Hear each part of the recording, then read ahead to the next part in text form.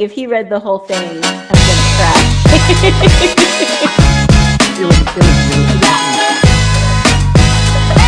Everybody. Hey, Charlie.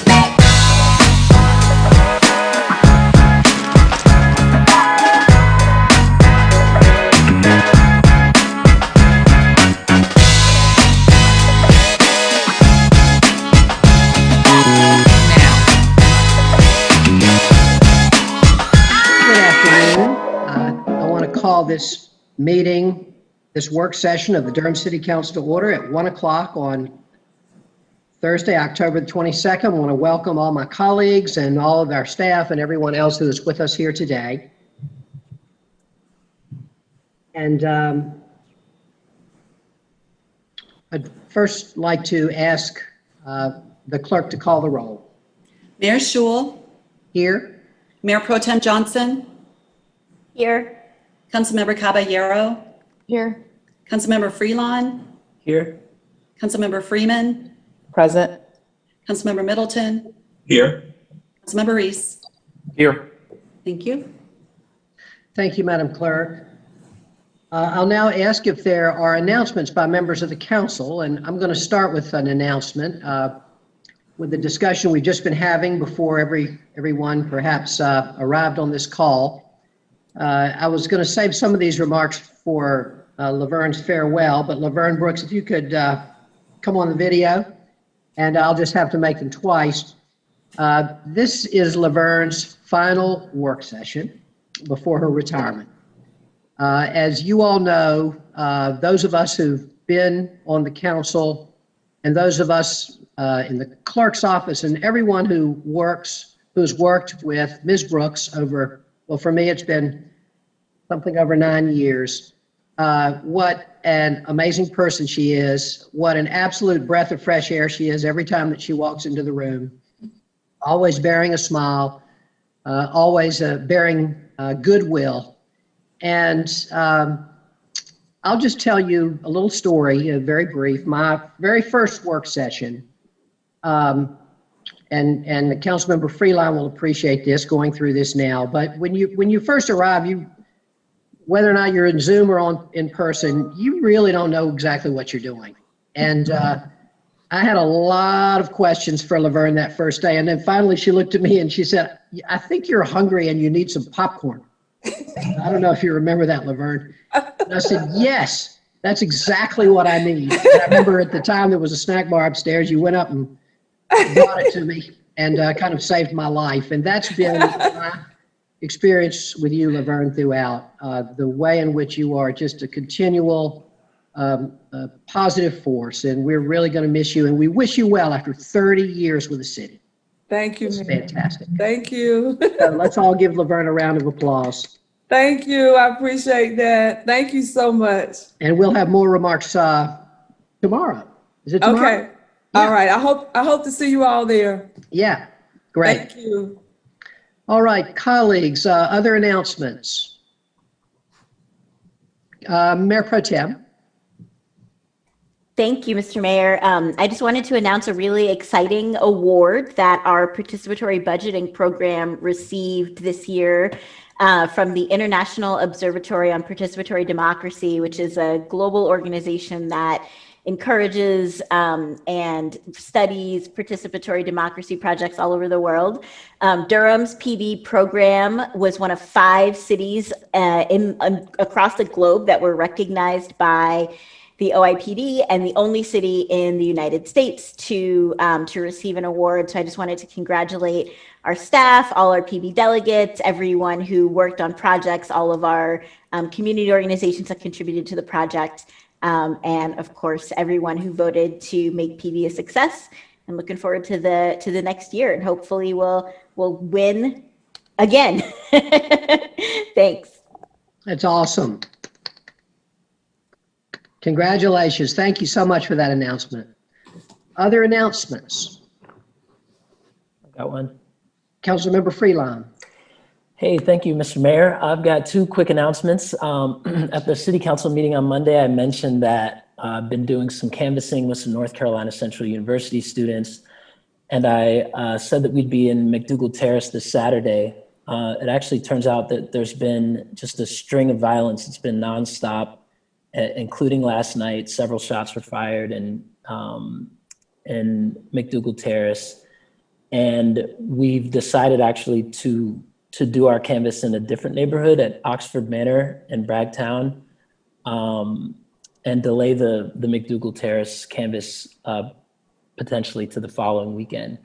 But I would invite anyone who's interested in hearing from community members directly impacted by the violence, what they feel will help make them safe. I understand there will be a food truck out there for community members, and we'll be meeting at Oxford Manor Rec Center, also with some church and some NIS staff at 11 a.m. on Saturday. And so welcome everyone who's able to join us.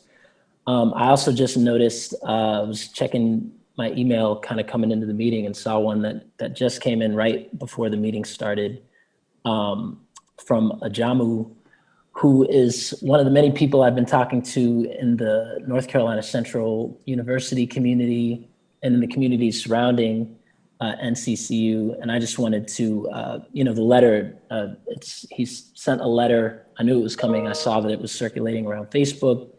And I just wanted to, I guess, share transparently for my colleagues and for the community members around Durham that we've been hearing a lot of different perspectives around what to do about public safety. And I just wanted to acknowledge that I've been, in knocking doors and doing these canvases and talking to students, talking to alumni, talking to community members like Ajamu. He shares some pretty powerful opinions on, what public safety looks like from another Eagles perspective. So, I just would encourage my colleagues to check that email out when you get the time. And one of the things that the letter calls for, which is something I was telling my friends has been really necessary, and I'm glad it's in the letter, is that we need I think a robust dialogue about public safety. There's definitely some, differences of opinion that, and a lot of different feelings and fear around different options. And I'm excited that community folks very soon will be presenting some community kind of grassroots proposals to address some of the root causes of violence. But I also think we just need to have a really deep dive, frank discussion about it. And this letter kind of calls for that dialogue as well.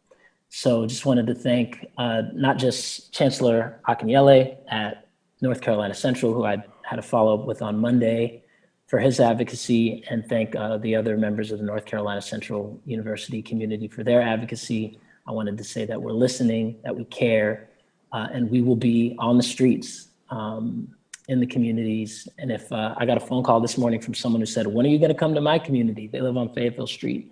So if you want to canvas on your block, I'm personally making myself available to come talk to residents about what they need to be safe.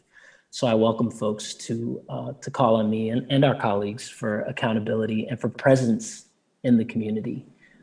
So I just wanted to uplift that, and especially shout out Brother Middleton, who a couple weeks ago said, use your voices, talk to city council members, send your emails, be advocates for the issues that you care about. It's just as important as, well, not just as important, in my opinion, it's more important than bike lanes and lights. These are Black lives, especially the lives of Black boys that we're talking about here. Those are the ones getting shot, and oftentimes the one doing the shooting. So I want to uplift and cherish those communities that those boys come from, and do whatever we can to protect those kids. And so we're doing that work. So can't say it enough. I'll probably be saying it every announcement you give me an opportunity to, Mayor Schul, that we care, we're here for you, and we're doing everything we can. So thank you. Thank you very much, Council Member. Are there any other announcements? Council Member Middleton. Thank you, Mr. Mayor. Good afternoon, sir. Good afternoon, colleagues. Good afternoon, everyone watching. I want to thank Councilor Freelon, the shout out, and I want to fully associate myself with his comments. and just lean in. I guess if we have to change our canvassing plans because things are so hot in the neighborhood, that kind of makes the point of where we are. I want to again highlight and bring to the fore the amount of gunfire that has occurred in our city again within the last 48 hours, and continue to stress that I believe that we are in a de facto state of emergency. I totally support a robust conversation, but we also need as a government to take some robust action in the long term and in the short term. There are some folk who will not have the luxury of being able to just leave their neighborhood and go somewhere else because the gunfire is too prolific. That is what we face. That is the reality of the hour. We as electeds, we don't really have the luxury of kind of making an abstract or academic conversation. I'm not suggesting that we are, but we have to act. We have the power, we have the votes, we have the purse strings of the city. We have all of the apparatus of government at our disposal. And as we speak each night, our children are jumping in bathtubs. So we are way beyond the point of robust conversation, which we should have been having for the last 20 years. So we are always free to have conversation, but we who are in government not only must talk, we must act, and we must act now. And I think we must act in a way that is not symbolic, that is not token, that is creative, that fully captures and conveys the urgency of the hour and conveys to people that we take this seriously, and that we will use all the power that they've entrusted to us, every lever, every button that they've entrusted to us to address this problem, not only in a strategic long-term sense, but in the short-term, right now sense, because they're jumping in bathtubs right now. And Pierce mentioned light bulbs and trees, and I agree with them, and people sitting on their porch. I'd like to keep our kids alive long enough so they can enjoy the shade of those trees and sit on their porch and enjoy the light as well. Thank you, Mr. Mayor. Thank you, Council Member. Councilmember Freeman. Thank you, Mr. Mayor, and thank you to my colleagues for sharing that bit of information. I would also like to associate myself with those comments and acknowledging that I value the diversity of voices that we have in our community. I jotted down a few notes just from what you were saying, and just noting that I choose not to devalue anyone in this conversation. And so I'm always open to hearing from whomever has an opinion. I think it's important around public safety, and acknowledging that our community health and public safety task force is coming forward, and the request was made by the county to actually allow them to select their chair and vice chair. I want to make sure that I note that I will be bringing that forward to one of our work sessions to make sure that we at least take a up or down vote on whether or not that should happen, because I think that the people should know who supports them leading themselves in this work. And then also just noting that in addressing the root causes of violence and action, the voices that have been in this dialogue, I don't want to miss the ones that have been in it 30 years, 20 years, 10 years, 5 years, 1 year, 1 day or 1 hour. And so just knowing that there have been so many conversations. There have also been a lot of actions. And there are some folks who've been funded by the city and some who haven't. And just acknowledging that there's a lot of need in the community, and there's also a lot of power in the community. And so I just want to make sure I note that. The Episcopalians United Against Racism, a group that I'm very well associated with and have had the fortune to support having the Faith Summit last year, has been hosting community roundtable discussions around issues in our community for over the last year. We've moved to virtual meetings, and we will be hosting the DA, Satana DeBerry, and Phil Cook, a professor at Duke University, who has done a phenomenal job of talking about gun violence. And we'll be hosting that discussion next Wednesday at 11:45 a.m. And I just wanted to make sure I invited my colleagues to attend. Just noting that I think it starts with dialogue, and the more dialogue we have, the better we are at coming up with solutions that do kind of associate with the radical imagination that Councilmember Freeland has mentioned. And so I just want to make sure that I state that. Thank you. Thank you, Council Member. Any other announcements? All right, thank you very much. We'll now move to priority items. Priority items by the City Manager.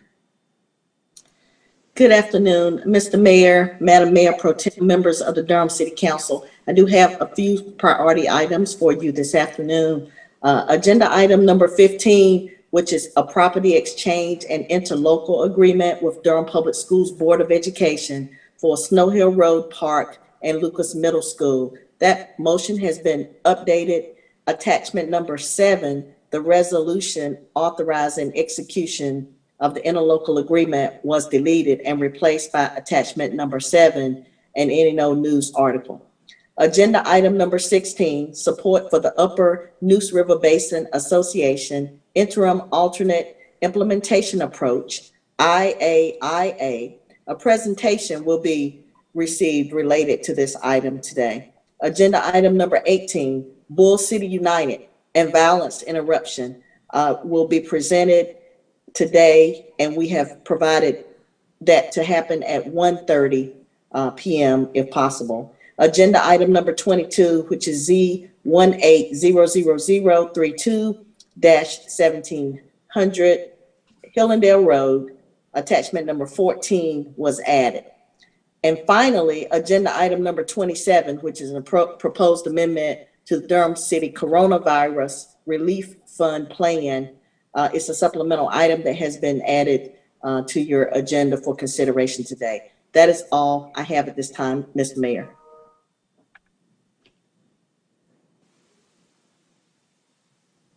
I'm sorry, Madam Manager, thank you. Could I have a motion on the manager's priority items? So moved. Moved by Councilmember Freeman, seconded by Councilmember Caballero. Madam Clerk, please call the roll. Mayor Schul, Aye. Mayor Pro Tem Johnson, Aye. Councilmember Caballero, Aye. Councilmember Freelon, Aye. Councilmember Freeman, Aye. Councilmember Middleton, I vote aye. Councilmember Reese. Aye. Thank you. Thank you, Madam Clerk. The ayes have it. The motion passes unanimously. Madam Attorney, welcome. Any priority items today? Thank you, Mr. Mayor. It's good to see you all, Madam Mayor Pro Tem, members of council. The City Attorney's Office has one priority item this afternoon. We would like to ask the City Council to go into closed session for attorney-client consultation. The case is, and we are required by statute to identify the litigation. The case is Daryl Howard versus City of Durham et al. And the file number is 1-17-CV477, and that's in the Middle District of North Carolina. Thank you, Madam Attorney. Can I hear a motion on the attorney's priority items? So moved. Second. Moved by Councilmember Freelon, seconded, I think, by Councilmember Caballero. Madam Clerk, please call the roll. Mayor Schul, Aye. Mayor Pro Tem Johnson, Aye.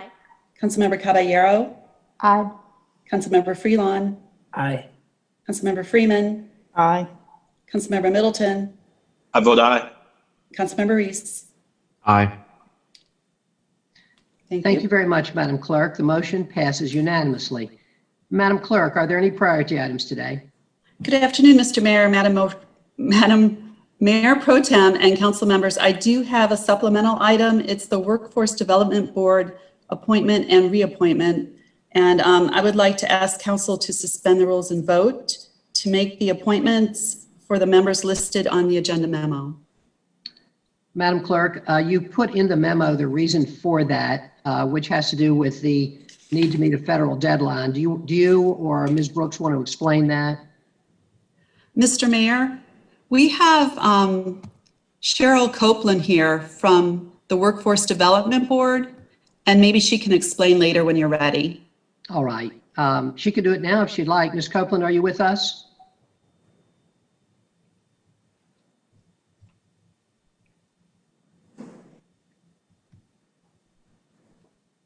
Let's see. Do we see Ms. Copeland yet? She was on earlier, Mayor. She was She's on, but she's muted. All She's right. muted. Yeah, I think that we can, it's in the memo, but why don't we go ahead and vote to accept the clerk's priority item. Is there a motion? I have a question, Mr. Mayor. Sure. I'm just trying to understand. I know that the clerk closed the vote at noon today, and I just want to circle back to just make sure that I'm understanding the process, because I think I might have missed something. And just noting, I want to make sure that I do vote, but Yeah, this is not for the ones, this one was added as a supplemental item, council member.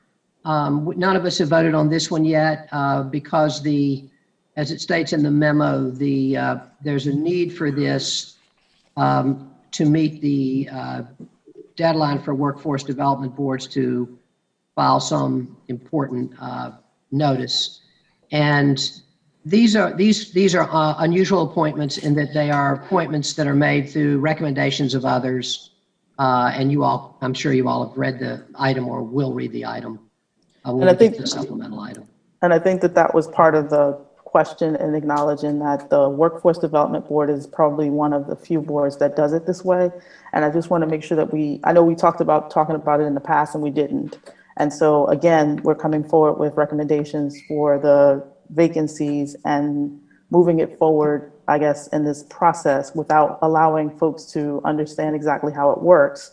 I want to make sure that more folks are allowed to apply to the position and making sure that we actually get to understand how they're vetting the position, because that explanation is important for people who do want to try and apply for the next time around. Because again, this is a second year and we're doing it again, and it's the same way.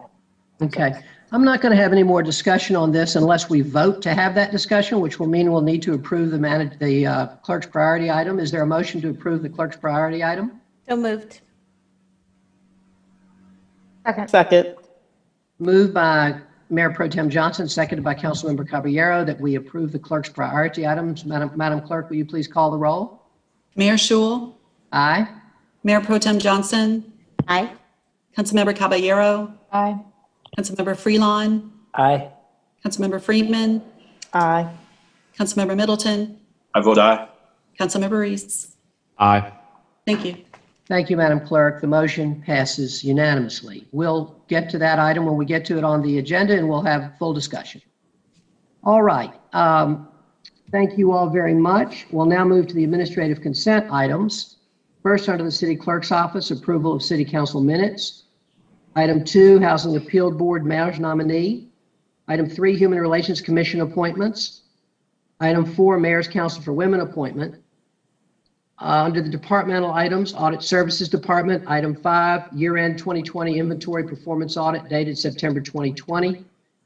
Item 6, Budget and Management Services Department, participatory budgeting PB grant agreement with the LGBTQ Center of Durham, Inc. to provide one-time funding for positions and benefits. Item 7, under the City Manager's Office, 2020 Eno Hall Regional Hazard Mitigation Plan, and I'm going to pull item 7. Item 8, Department of Transportation Vehicle Lease Agreement, Lincoln Community Health Center. Item 9, Department of Water Management, Celeste Circle and Giffen School Lift Stations Amendment 1 to the Professional Engineering Services Contract. Item 10, Williams Water Treatment Plant Basin Improvements, Design Contract Award to Hazen and Sawyer. Item 11, Award of Utility Easement Survey and Delineation Service Contract to Taylor, Wiseman, and Taylor, Inc. Under the Emergency Communications Department, item 12, Authorization Quality Assurance Contract by Priority Dispatch Corporation. Under Finance Department, item 13, Bid Report.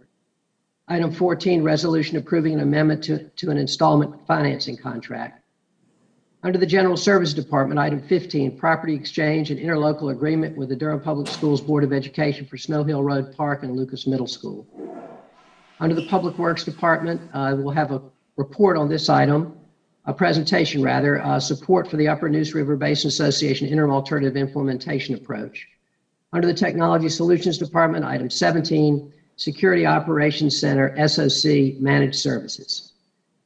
Under presentations, the City Manager's Office, item 18, Bull City United and Violence Interruption.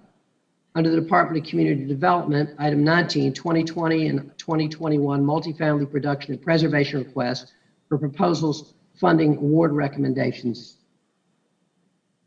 Under public hearing, City County Planning Department, item 20, Consolidated Annexation, National Heritage Academies, NHA Oak Charter School. Item 21, Z180013 Chesterfield Avenue Street Closing. Item 22, Z180032 1700 Hillendale Road. Item 23, Unified Development Ordinance Text Amendment, various amendments related to affordable housing, the PDR District, and the Falls Jordan District A Watershed, TC 190004. Mr. Mayor, I'd like to pull that item. Okay. We don't usually discuss these public hearing items, but because we want to make sure everybody can be there for the public hearing, but we'll pull it and see where the discussion takes us. Item 24, Community Development Department, approval of multifamily housing facility known as Oakley Square, apartments in the city of Durham, North Carolina, and the financing thereof with multifamily housing revenue bonds in aggregate amount not to exceed $12 million. Item 25, approval of a multifamily housing facility known as J.J. Henderson Towers in the city of Durham, North Carolina, and the financing thereof with multifamily housing revenue bonds in an aggregate amount not to exceed $15,400,000. Under supplemental items, the city clerk's office, item 26, Workforce Development Board, appointment or reappointments, and we'll pull that item. Mr. Mayor, do I need to pull all of the, I guess, the appointment for us to have discussion, or? I think what we can do with that, I understand that want to make sure your vote's counted. I think what we'll do is if it's satisfactory to you, council member, when we get to the appointments at the end of the meeting, we can do it then. Does that suit you? Okay, great, thanks. We'll remember to do that. Under item 27, proposed amendment to the Durham City Coronavirus Relief Fund CRF plan, supplemental item. All right, Madam Manager, the items that I have for presentation are items 16, 18, and 19. The pulled items would be items 9,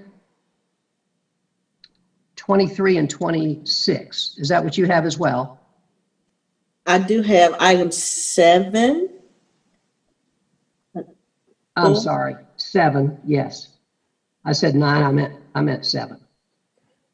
Mr. Mayor, I had a question. Sure. So item 27, I had a question about pulling that would allow us to discuss the question. Sure, yeah. Yeah, can we pull that too? Absolutely, yes, item 27, okay. Yes, so the items that are pulled are items 9, 23, I'm sorry, not 9, 7, 23, 26, and 27. Is that correct, Madam Manager? That is correct, sir. And then we'll have presentations. We'll begin with the presentation on item 18. We will then have item 19, and then we'll finish with item 16. That'll be the order of the presentations. Okay, colleagues, I meant to announce this earlier in the meeting. I'm going to be leaving the meeting shortly before 3 o'clock for an hour, and Mayor Pro Tem will be presiding. So Mayor Pro Tem, please remember, if I'm not in the meeting, to make sure that Councilmember Freeman's concerns are discussed, and she make sure her vote is counted when we get to the appointments. Yeah, thank you. All right, we'll start with the pulled items. Item 7 is the first pulled item. This is the Haw River Regional Hazard Mitigation Plan.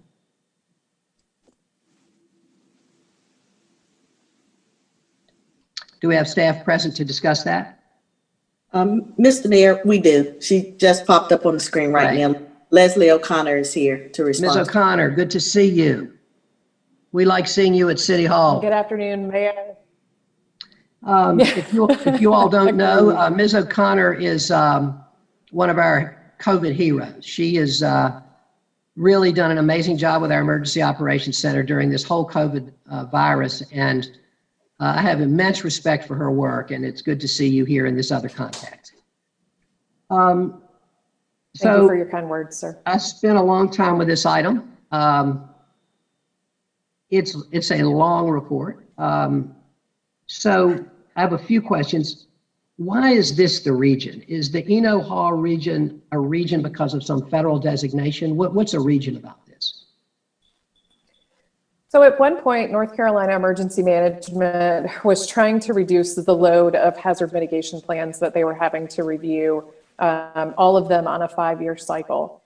When they were looking at them, you had some locations and entities that each county was contributing between 10 to 15 hazard mitigation plans, depending on how many municipalities that they had.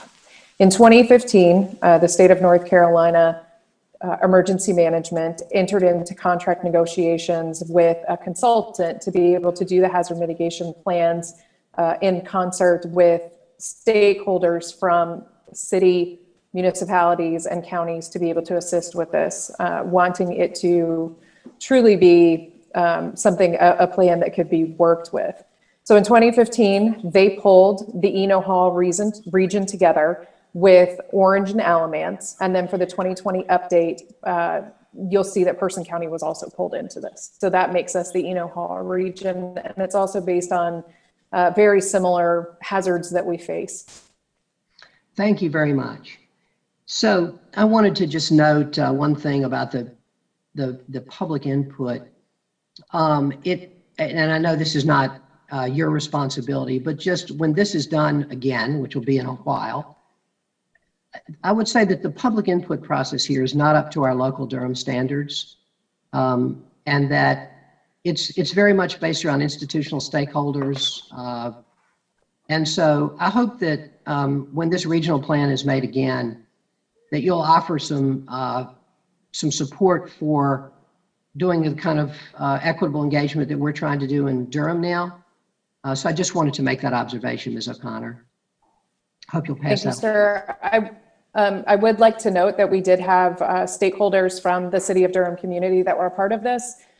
We utilized the planning department's list of individuals who were interested in planning updates, understanding that that list may not accurately reflect all of the residents of the City of Durham, and look forward to working with staff persons to be able to open this up and make it more equitable. Thank you. Thank you. I think our neighborhood improvement services department would be helpful in that. They're so good. So I was fascinated that among the various emergencies contemplated in the state's 2018 plan, it included tornadoes, it included fires, it included floods, it included radiologic events, but it didn't include infectious diseases. And I just want to say, I'm glad that the region has decided to address it in this report. And I just want to appreciate you all for doing that. I also want to say that I thought the way climate change was treated in the report was absolutely superb. That with every one of the threats, there was a whole section on the way in which climate change would affect these threats. And I found it to be really enlightening, and I hope you'll pass on again to the regional group my appreciation for that. I was interested that the PRI, the average score for the index for infectious diseases was a 2.8, just above tornadoes at 2.7 and below winter storms. And so I wonder, now if we might want to revise that score for next time. I mean, I just think we've learned so much about this kind of hazard and how incredibly profound it is. Absolutely, sir. And this scoring index was completed in mid-2019. And would 100% agree with you that it should probably be scored higher at this point. We learned a lot, haven't we? Yes, sir. On page 268, there's a chart that indicates that Durham County and City have no radiological emergency plans or evacuation plans. And the Durham section of the report, sometime later in this report, I'm not sure exactly what pages, recommend that we have an evacuation plan and a plan for post-emergency reconstruction. I noted that Orange County and Burlington have radiological emergency plans and evacuations plans. Are we planning to develop such plans in light of these recommendations? So, sir, that's a typo that I have made sure to make the committee aware of. We utilize currently the state's ingestion pathway zone plan. That is kind of a standard plan for all of the counties and cities to be able to utilize in our emergency operations plan. We are in the 50-mile ingestion pathway zone of the Harris Nuclear Power Plant, which means that in the event of an emergency at that location, we could see farm life that's disturbed. It could also potentially disrupt our water systems as well. We are, and I'm the Emergency Planning Zone or EPZ representative for the Harris Task Force to be able to rewrite these plans and to get them updated. And what we want more than anything is to have a Durham specific that doesn't just take a cookie cutter plan, but actually utilizes what we can do. And then we can work to fill in any gaps that we have by way of the tangible items to be able to respond to that type of emergency. So yes, sir, the answer to your question is that we certainly will have one that is more updated and more Durham specific. And I am working with the group to be able to update that information. That's an awesome answer, Ms. O'Connor. Thank you. You know, I think we're all, I used to think of these, I mean, when we would go over these kinds of hazard reports and so forth, I used to think of them as just so extremely unlikely that honestly, I don't think I gave them the attention they deserved. And I think now after COVID, I think of this very differently. And so we know that a radiological event is a very, very unlikely event. We also know it's a potentially, for Durham, world-changing event. And so I appreciate your attention to that. On page 280, the chart says that the Durham County and city have limited political capability when it comes to willingness to take steps to mitigate hazards, largely referring, as I understand it, to environment-related regulation. Other jurisdictions are also rated either limited or moderate in this capacity. And it's important that we achieve the political capability to do what's necessary to mitigate hazards. So I wondered if you could make some comment on that, because we, the political bodies, need to be able to do what is important to do to mitigate these hazards. Do you have any thoughts for us on that? Sir, I unfortunately do not at this moment. I look forward to being able to speak with the group and to have a memo available for you all before this item goes forward at the next regular meeting. Great.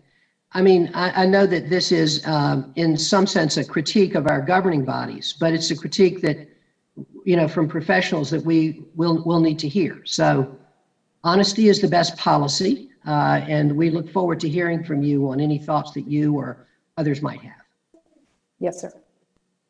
On page 304, the local mitigation action plan for the city and county is listed. So who is responsible for making sure these action items get attention over the next 5 years? Are you the head of that group, or how will that work? So I am, sir. The group that we have for hazard mitigation previously met on an annual basis to review over this information for the community rating system, which potentially reduces the cost of flood insurance for the community. What I would like to do and what my next steps are with this is to bring this group together on a quarterly basis to be able to determine, one, are these mitigation actions, are they still actionable, and are they still something that we want to do? And the second is to bring in a lot of the actions that were indicated in the Triangle Regional Resiliency Study and that project that was done by the TJCOG, and to truly create a project plan for this so that we're not kicking the can down the road and we're actually putting these mitigation plans into place. And so the goal is for quarterly meetings on that, on the hazard mitigation activities that we can do, and also to come up with new things that can be done. There were a lot of really great and wonderful items that were brought forward by soil and water conservation. Something as simple as, you know, making rain barrels available to folks so that, you know, we didn't have so much water to potentially reduce urban flooding. And so trying to engage even more, just because the 5-year process is over, doesn't mean that we can't continue with community engagement to determine what better things we can do. And we can always make additions to this plan with any new items that come up. Ms. O'Connor, thank you so much. That's really, I really appreciate that. And again, want to appreciate you and your leadership. I've been so impressed with your work during this pandemic. Are there other questions for Ms. O'Connor? Councilmember Caballero? Thank you. Good afternoon, everyone. Just quickly, as you're doing outreach, you know, we have several boards and commissions in the city that deal with environmental issues, like the Environmental Affairs Board, also Durham Open Spaces and Trail. And so as you seek input. I'm just encouraging you to establish relationships in those spaces if you haven't already done so. We rely heavily on a lot of our residents to give us great insight into a lot of different issues. That's all. Thank you so much. That's incredibly helpful. Thank you. Councilmember Freeman? Thank you. I just wanted to make a note. I acknowledge that Kay Jowers and April Johnson are both serving on this steering committee in this. And just to give points of reference for my colleagues, just so they have a little bit more comfort in the outreach. Kay Jowers has been very active in the communities and partnership work on identifying community rootedness and community rooted organizations as a concept in the community, and actually could be very helpful to the actual work of NIS and doing this equitable engagement. And so I think they're a step ahead of equitable engagement in that sense. And it would be nice to lean into some of the work that she's been doing with them. And then also just noting that on page 313 in the mitigation action plan, you'll note that the Orange County Community Emergency Response Team has been doing trainings and what have you. And I just wanted to make sure that Durham's Community Emergency Response Team is also active, because I've been very active in that work, and I noticed that it's fallen kind of to the wayside, and I'm not sure who's leading it now, but it would be nice to hear what we're doing here in Durham. And that's all. Thank you. Thank you, Council Member. All right. Any other questions or comments for Ms. O'Connor? Ms. O'Connor, thank you. We very much appreciate you being with us. Thank you so much. Have a great afternoon. We're now going to move jump items to items 27, because one of the folks who was here to respond to any questions about that, Dean Nelson, has to leave at 2. So we're going to go ahead and move up to item 27, one of the pulled items. And that was Councilmember Freelon had a question. Thank you. I believe Ryan Smith is here from the staff. Okay. Yeah, thank you very much, Mayor Schewel. So I had just a couple questions. We got the memo about this shortly before the meeting. And so I was just only had a moment to kind of browse through the document. But my first question was, this is a proposal to reallocate some of the resources from the COVID relief fund. And what I was reading here seemed to suggest that it needed to be spent by the end of the year or something like that. I wanted some clarity around that. Let me put my headphones on so I can hear you real good. Thank you, Council Member. Mr. Smith, welcome. Thank you, Mayor Schewel. Good afternoon, Mayor Schewel, Mayor Pro Tem, members of council. Ryan Smith, I'm the Innovation and Performance Manager for the City of Durham. Council Member Freelon, to your question, these funds are specific to CARES Act funds. The city received approximately $2.9 million. And the stipulation on the CARES funding is that it must be spent by December 30th in order to be reimbursed for it. So that explains at least that part of the question of why those funds have to be spent by December 30th. The city also has a separate COVID-19 fund, and those funds are not bound to that same timeline. And there are still funds remaining in that, I believe. Okay, so with these CARES funds, I noticed one of the allocations was to kind of replenish the small business fund, which is dwindled down to 40K from $1 million, which I didn't know that. That was good to hear that it was being utilized. And I definitely see the merits of giving that a boost. But I'm kind of curious about other kind of potential uses or allocations for that remaining pot, and how those decisions are made about potential opportunities to make investments. For example, one of the things that I hear community members talking a lot about is the relationship between the uptick in violence and COVID-19. We've seen a parallel there, not just in Durham, but across the country. I'm wondering if there are opportunities to make investments or expenditures or cut checks relative to that, just like we're doing for business and some other spaces with these remaining funds. And if there's an opportunity for us to chime in and make suggestions, or things like that? How does that work? So a little bit of background, and then I'll try to answer that question. So the initial CARES Fund request was brought forward, I believe, to council in August that approved these initial expenditures. We have to get a plan back to the county for any amendments by November 6th, which then has to go to the state for approval. And then those funds have to be spent by December 30th, which I say just to, I guess, drive home the time-sensitive nature of being able to spend these monies. I think the question of whether or not CARES funding could be spent for the items that you have, the items that you're calling out, is a question I would have to ask to the city attorney's office just about whether or not those would be viewed as eligible under the criteria for the CARES fund. It might also be that some of the COVID-19 money that the city has could be used for those purposes. So I cannot speak specifically to whether or not the CARES funds could be used for that purpose. I'd be happy to work with City Attorney Rayberg and her team to find out the eligibility for that. I don't know, though, off the top of my head, but it'd be something that we would need to move on very quickly. So, okay, with that in mind, let's say, well, first of all, I'd love to see what those eligibility criteria are. I mean, I like the allocations that you've suggested here, and I understand the timeline with the December 30th thing, and we need to get on board with the county and get approval from the state.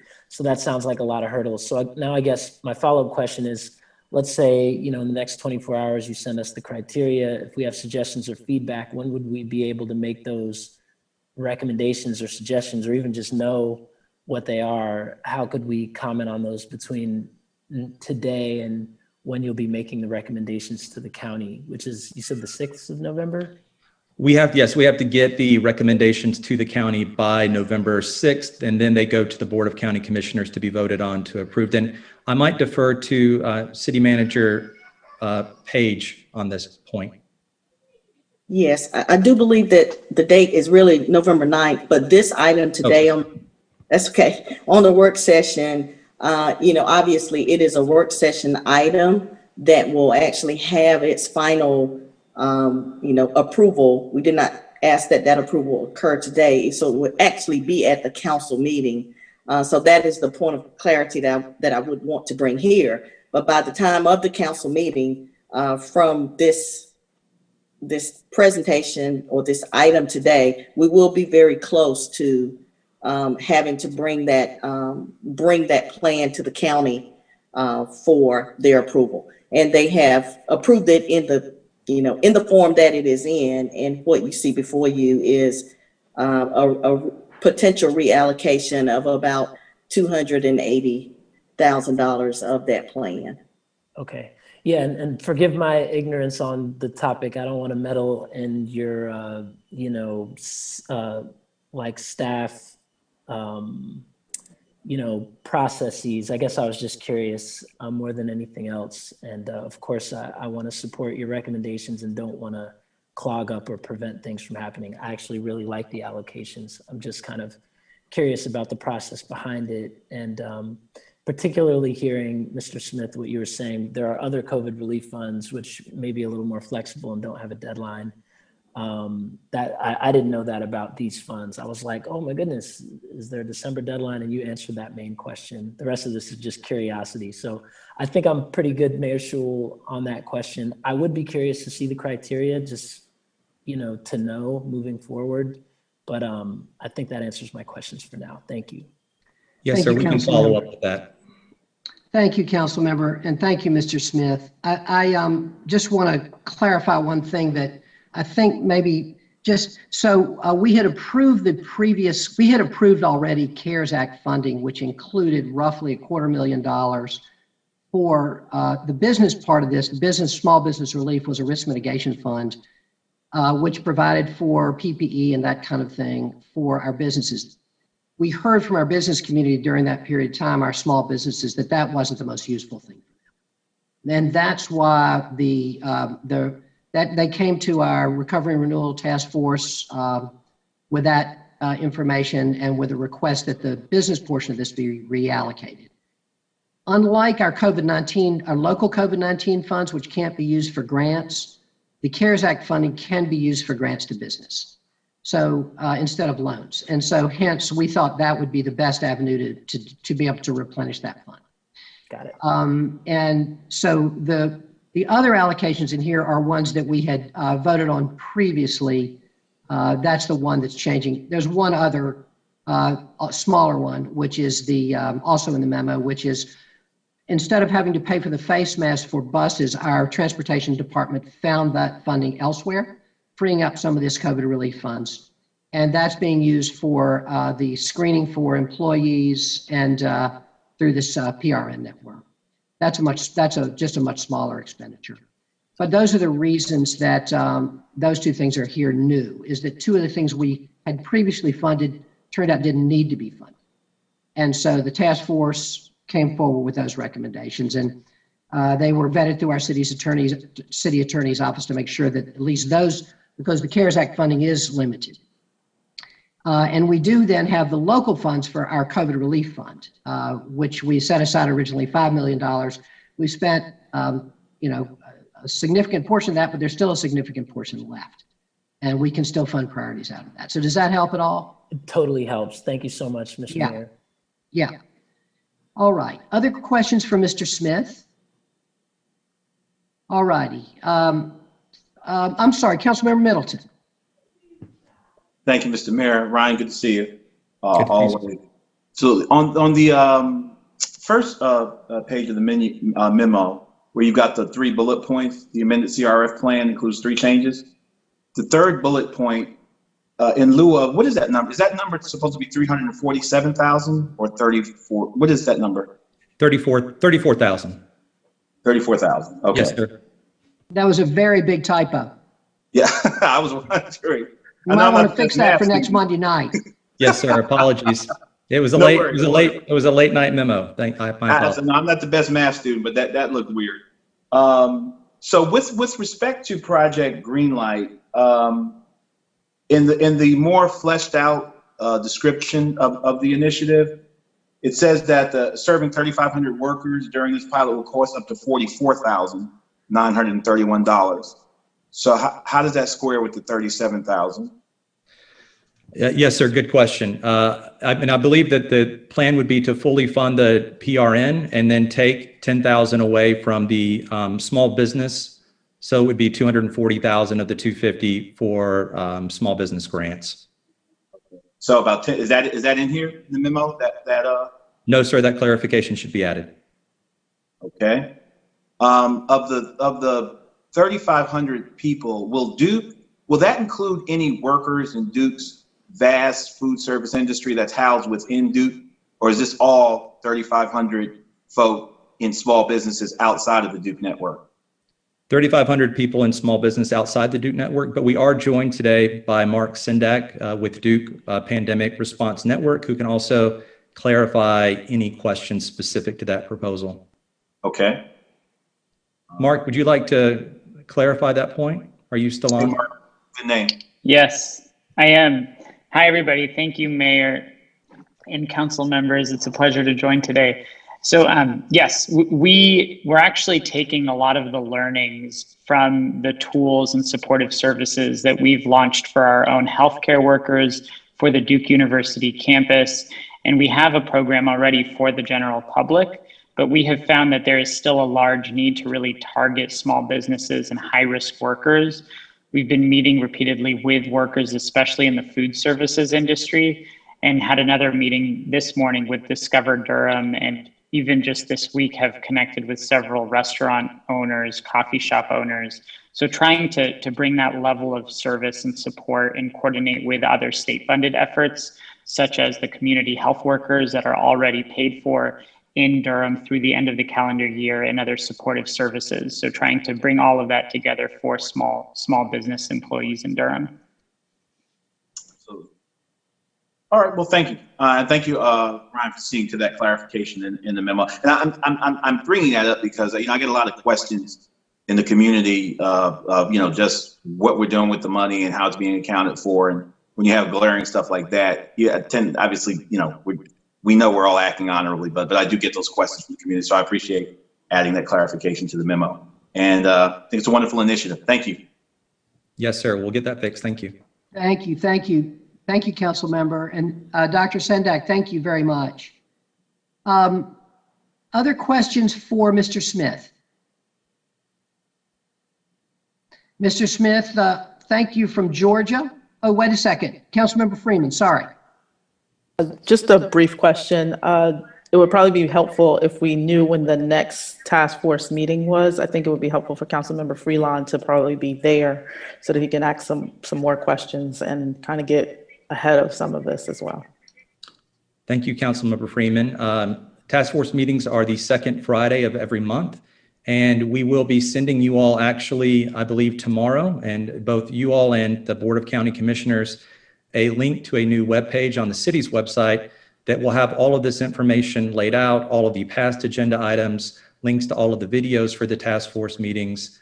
And I'd like to thank Councilmember Freeman for that request, and that information is coming. But second Friday of every month from 8 a.m. to 10 a.m. And I want to thank the magnificent Amber Wade for building the webpage for us. Mayor All Schul, right. I would also just briefly like to thank Jeff Durham from the Chamber, who is here today to speak in support if needed, and also Dean Nelson, Anthony Nelson from the North Carolina Central School of Business. They have both played an important leadership role as part of our Economic Recovery Subcommittee. So I appreciate them both for being available today.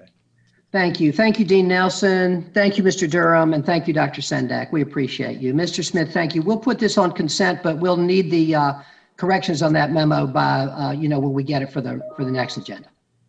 Yes, sir. Thank you so much. And I know you're in Georgia, so thanks for taking a little vacation time with us. All right. We will now have item 23. And this was pulled by Councilmember Freeman. This is the Unified Development Ordinance text amendment. Just specifically, I noted that this particular public hearing, because in the public question, or not the public, in the follow-up questions or the comments from the Planning Commission, Commissioner Nate Baker laid out a whole lot of information around the family unit, I think, increase, and I was concerned that it would not be clear from the public hearing that shift, how that shift has impact. And so I just wanted to note if the planning department had any studies or if they had any information regarding how housing prices are driven. I guess, and noting that the point he was making seems to be that the increase from 3, I think it is, unrelated people to 5 could actually create roommate situations that mirror what happened in San Francisco. And so just noting that can drive pricing. I just wanted to make sure that we had some more information tied to the case because I feel like those will be my questions. That'll be the line of questions. And I'm asking, it would be nice to have more information up front than to have to spend the whole evening going through just how gentrification has played a role in many cities across the country, acknowledging that when you create roommate situations in housing, that it can drive that pricing up. And I know that the intention is to create a situation where it's not a barrier for people who are not related to be in their homes. But if we don't create some intentionality around how this process works, it could unintentionally create the same things that happened in San Francisco.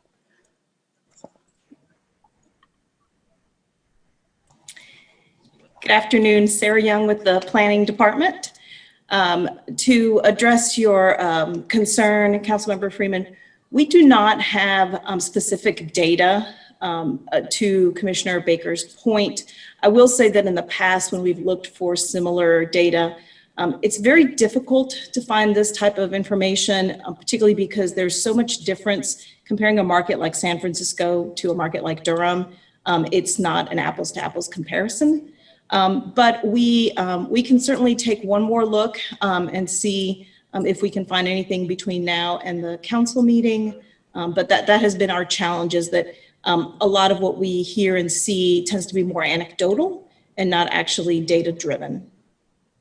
I would like to suggest it would be a great opportunity for you to speak with Sharon Williams and the Office of Equity and Inclusion, and acknowledging that the GARE office also has a lot of resources, and a number of other Race Equity Atlas resources are available that aren't just anecdotal, they're actually data, and that could help you.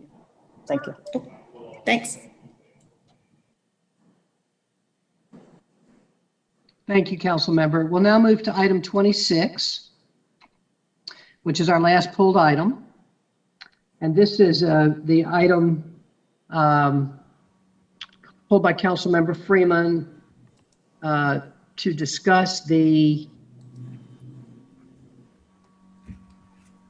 this was the clerk's priority item, and we're going to discuss the Workforce Development Board appointments and reappointments. Councilmember Freeman, do you have some comments? Mr. Mayor, I just want to acknowledge that Andre Pettigrew, Director of the Office of Economic Workforce Development, is here to answer questions of council. Thank you very much, Mr. Pettigrew, and we appreciate you being here. Councilmember Freeman. Thank you. I really just wanted to highlight that I know we had talked about this in the previous year before a similar like federal regulation or requirement to make sure that we get this done situation occurred. And I just want to note that we're doing the same thing in the next year, and that rush, while I understand it, I want to make sure that we're creating space to actually address some of the equity issues that we raised. I have no problems with the person that was selected or referred. It's not specific to the person. I just want to make sure that the process is addressed, acknowledging that this is the second year in a row, or probably the third year in a row that this has happened, and we continue to have this kind of push to just kind of move forward who the board recommends. And I just want to note that this is a state board that the city doesn't have a vote on as I'm the liaison to it, but I want to make sure that the people of the city actually have an opportunity to participate in the process and giving them a greater chance to at least be selected as a referral. So I just want to make sure we get a chance to lay that out a little bit more or better in the coming year. Thank you. Could I maybe yes, absolutely, Mr. Pettigrew, go ahead. Again, Councilman Freeman, you have raised this issue before, and again, I want to acknowledge that it's an important one. You've raised it to me as well as to the Workforce Development Board. Again, this is a unique board on a number of accounts.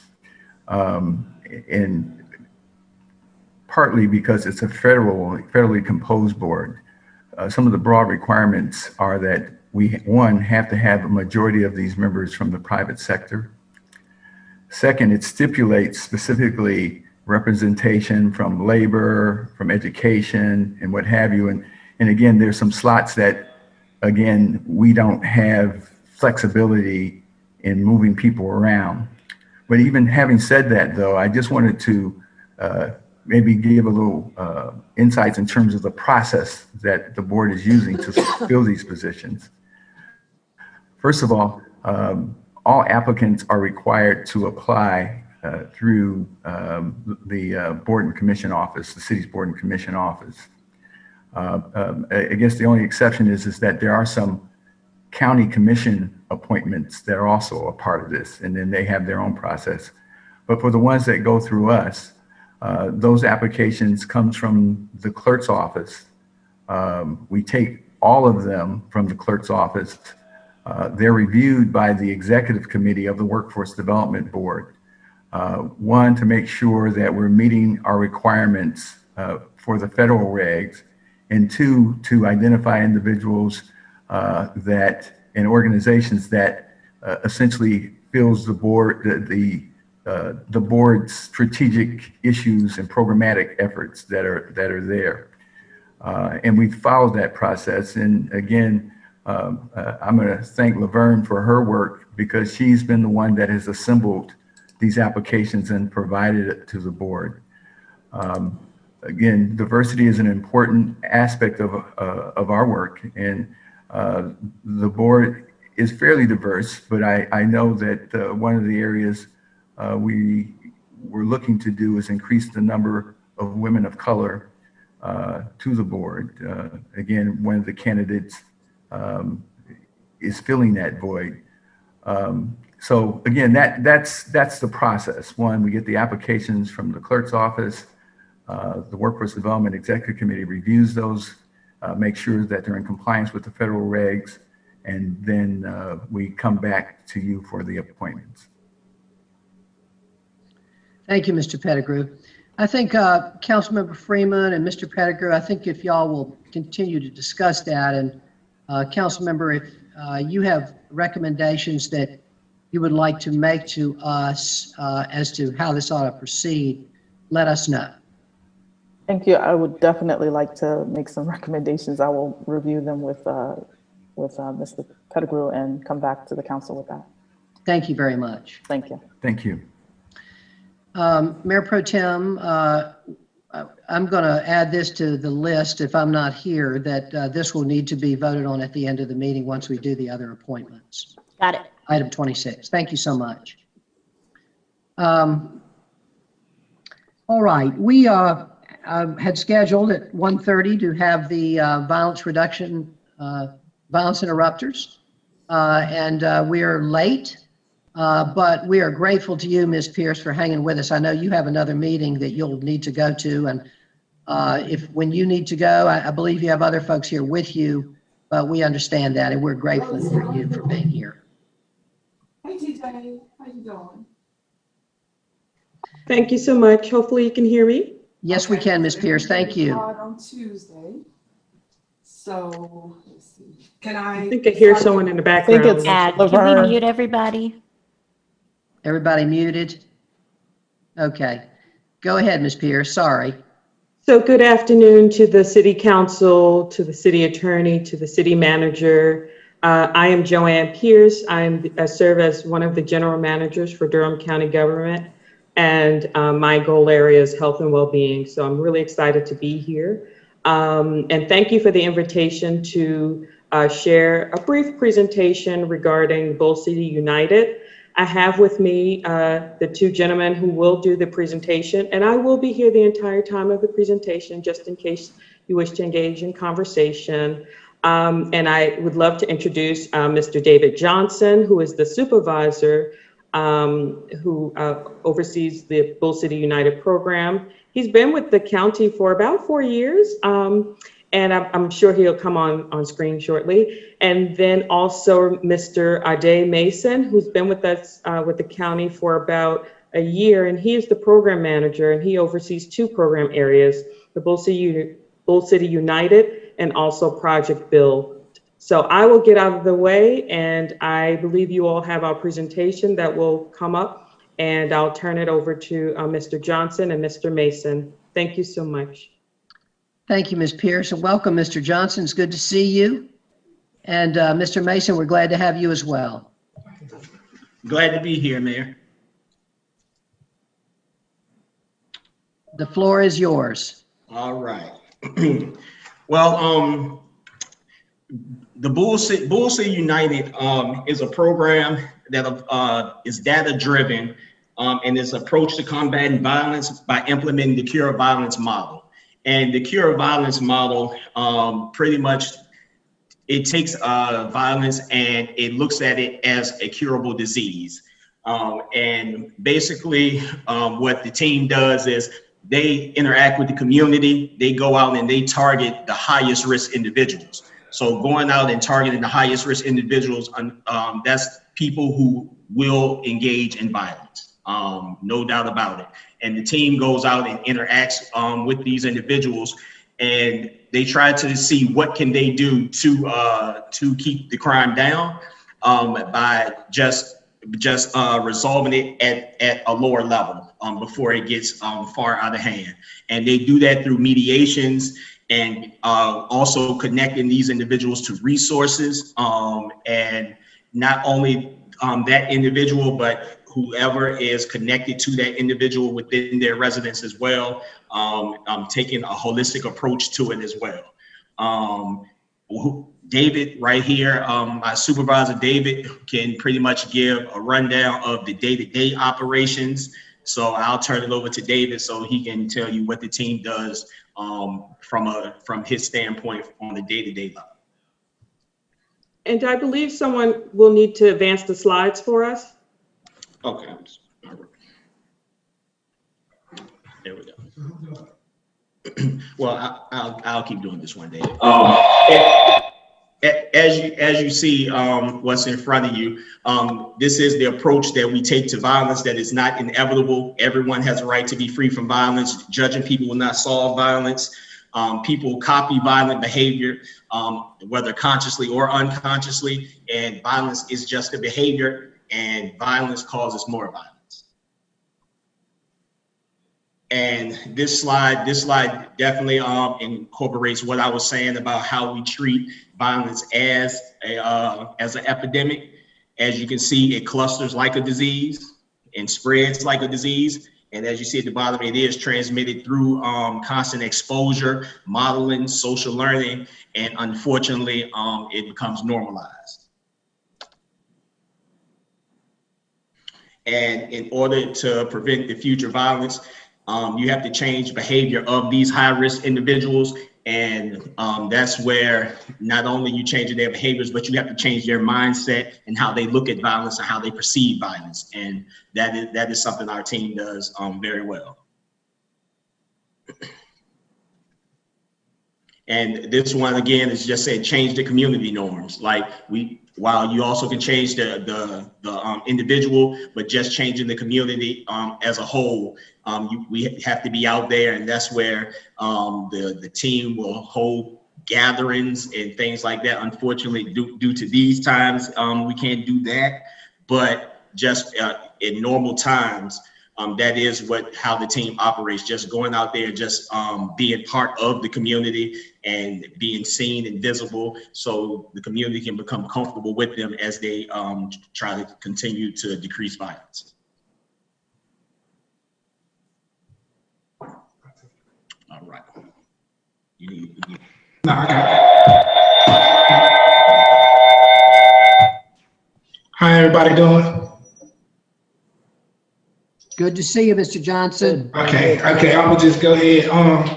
I'm sorry. Well, as y'all know, I'm David Johnson from Bull City United, and I've been with the county and Miss Pierce for 5 years now. And I was one of the first people recruited for this program. And just to tell y'all the truth, it really changed my life. And I appreciate y'all giving me the opportunity to talk about this program and hopefully expand this program. So just to give y'all a little background of the type of mediations that we do. We do in person, we do out of person, we do any type of mediation we can to stop people from shooting each other. Whatever that process might lead to, that's what we do. That process might be 20 minutes, that process might be 20 hours, but we stay on task and we never stop until we get agreement or understanding on one way or another of if we can intervene in the violence. So with that being said, the majority of the conflicts that we mediated were due to personal altercations or gang disputes. 87 of the mediations that we did were successfully resolved. They can go through the next slide, I think. Mm-hmm. How we do it? Yep.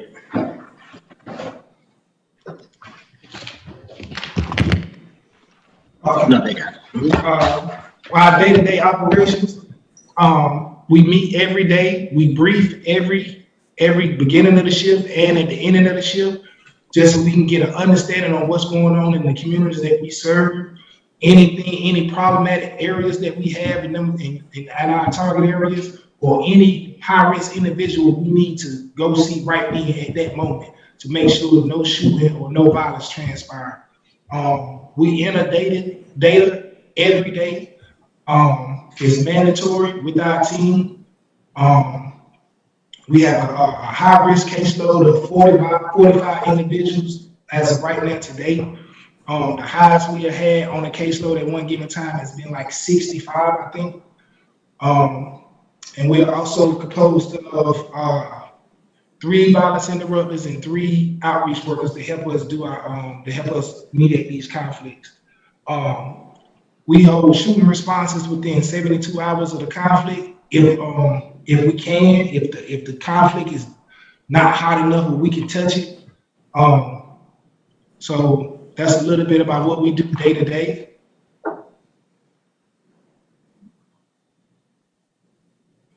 Okay, what are we looking at? Okay. Ade, you want to hit this one? Yep. What we have here are homicides. We wanted to show you just what happened once the model was implemented. And what we have here is it was 19 homicides from January to June of 2016 prior to the implementation of the cure violence model. And as you see, when we implemented the model January to June of 2017, we saw a decrease in those homicides. So it did drop. The team really facilitated this decrease. All right, we move forward. And this slide here is just showing just the decrease from pre-implementation to implementation of the aggravated assaults with firearms in our census tracts.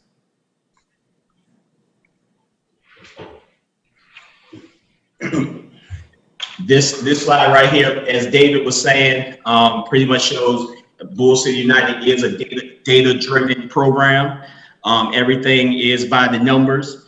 And so this is just, this is what our database looks like. And just everything that we do, all of the mediations and everything like that, everything is data-driven. So it's not really a shoot from the hip type of thing. It literally is by the numbers.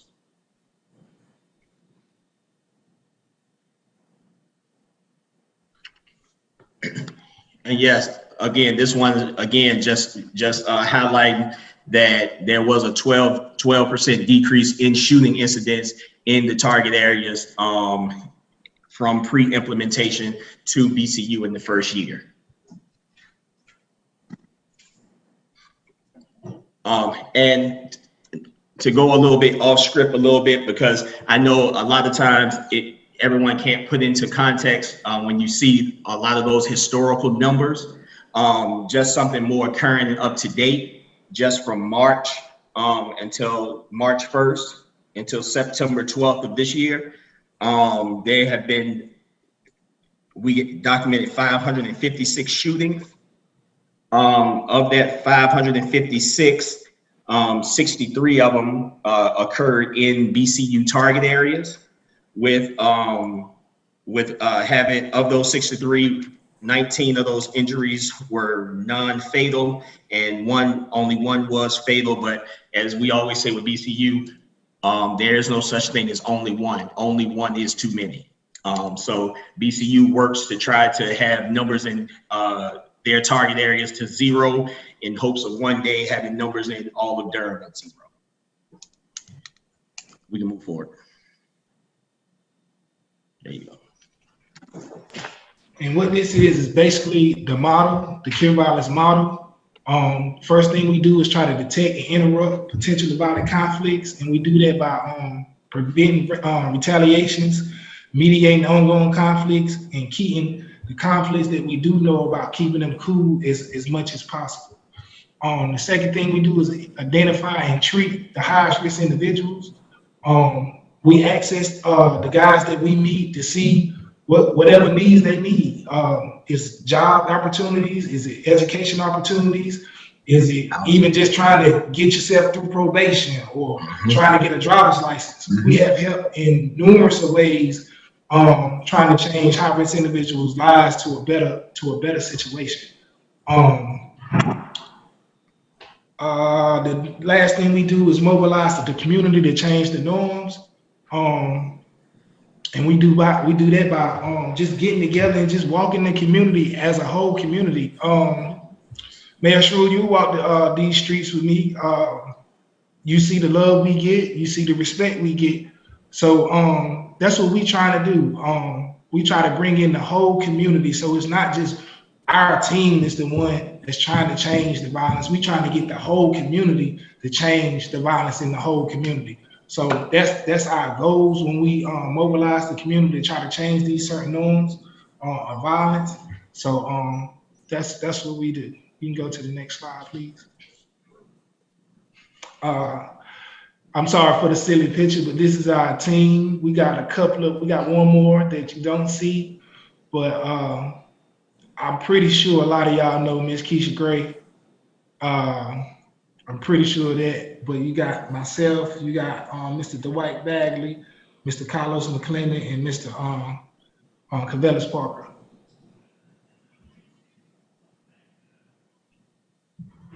You can go ahead. As of right now, our two target areas are the South Side, which we named Target Area 1, and MacDougall Terrace in the surrounding streets of MacDougall Terrace. We put that as Target Area 2. And we picked those target areas because based off the data of 2014 and 15, them 2 6 tracks had the highest volume of shootings in Durham, those two right there. So that's why we picked those when we first started.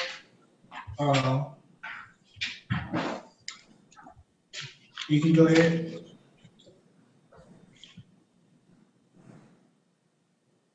Okay, that just shows exactly what I just said about being the highest violent crimes was in 1400, which is TA2, and the second highest was 1301, which is Southside TA1, what we call it.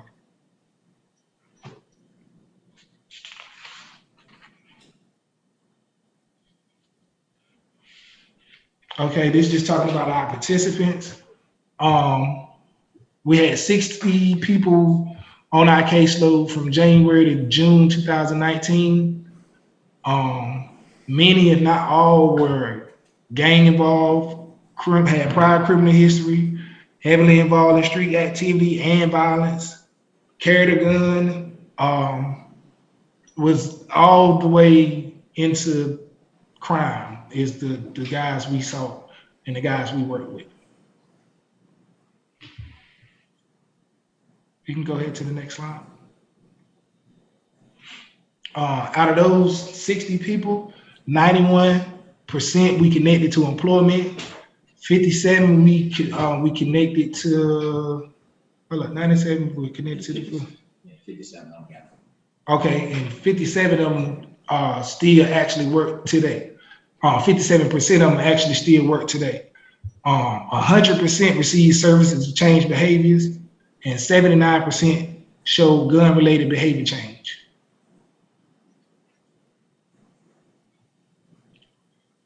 From January to June 2019, we mediated 136 conflicts involving 581 people. You can see the percentages of what disputes was. 45% due to personal altercation, 19% due to gang disputes. And we can go down and say that out of 61% of those mediations, they were very likely or likely to result in a shooting. 80% of the mediations successfully resolved the conflict. I can't get down on this thing. Oh, they say at least temporarily or as long as certain conditions. Okay.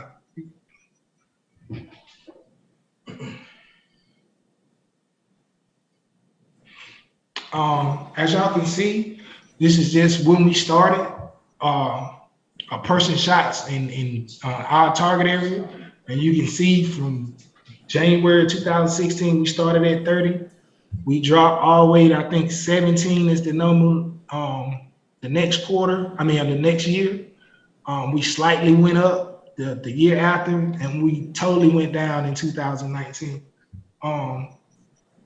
So as you can see, the program actually works tremendously. And that's our presentation. Any questions? Thank you so much, Mr. Johnson, Mr. Mason. We appreciate you.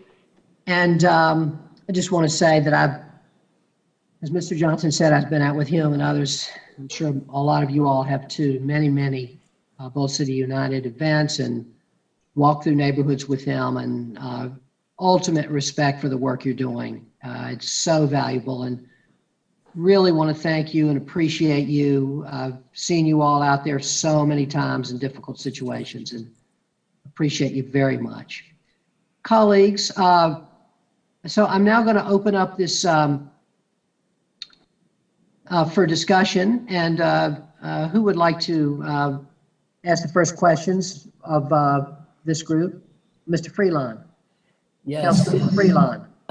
Thank you. Thank you, Brother Johnson. I really appreciate this work that you're doing. I just want to echo what the mayor said, a deep respect for you and the work that you do. And yeah, I just want to know how else we can support you. That's my biggest question, but I have specific questions, but everything goes back to that. Like, I want y'all to, to expand and grow and to be able to pull more brothers. Like, let me start with this. You talked about how personally you were impacted by this program. Could you share what it meant for you to get pulled into this in your personal journey?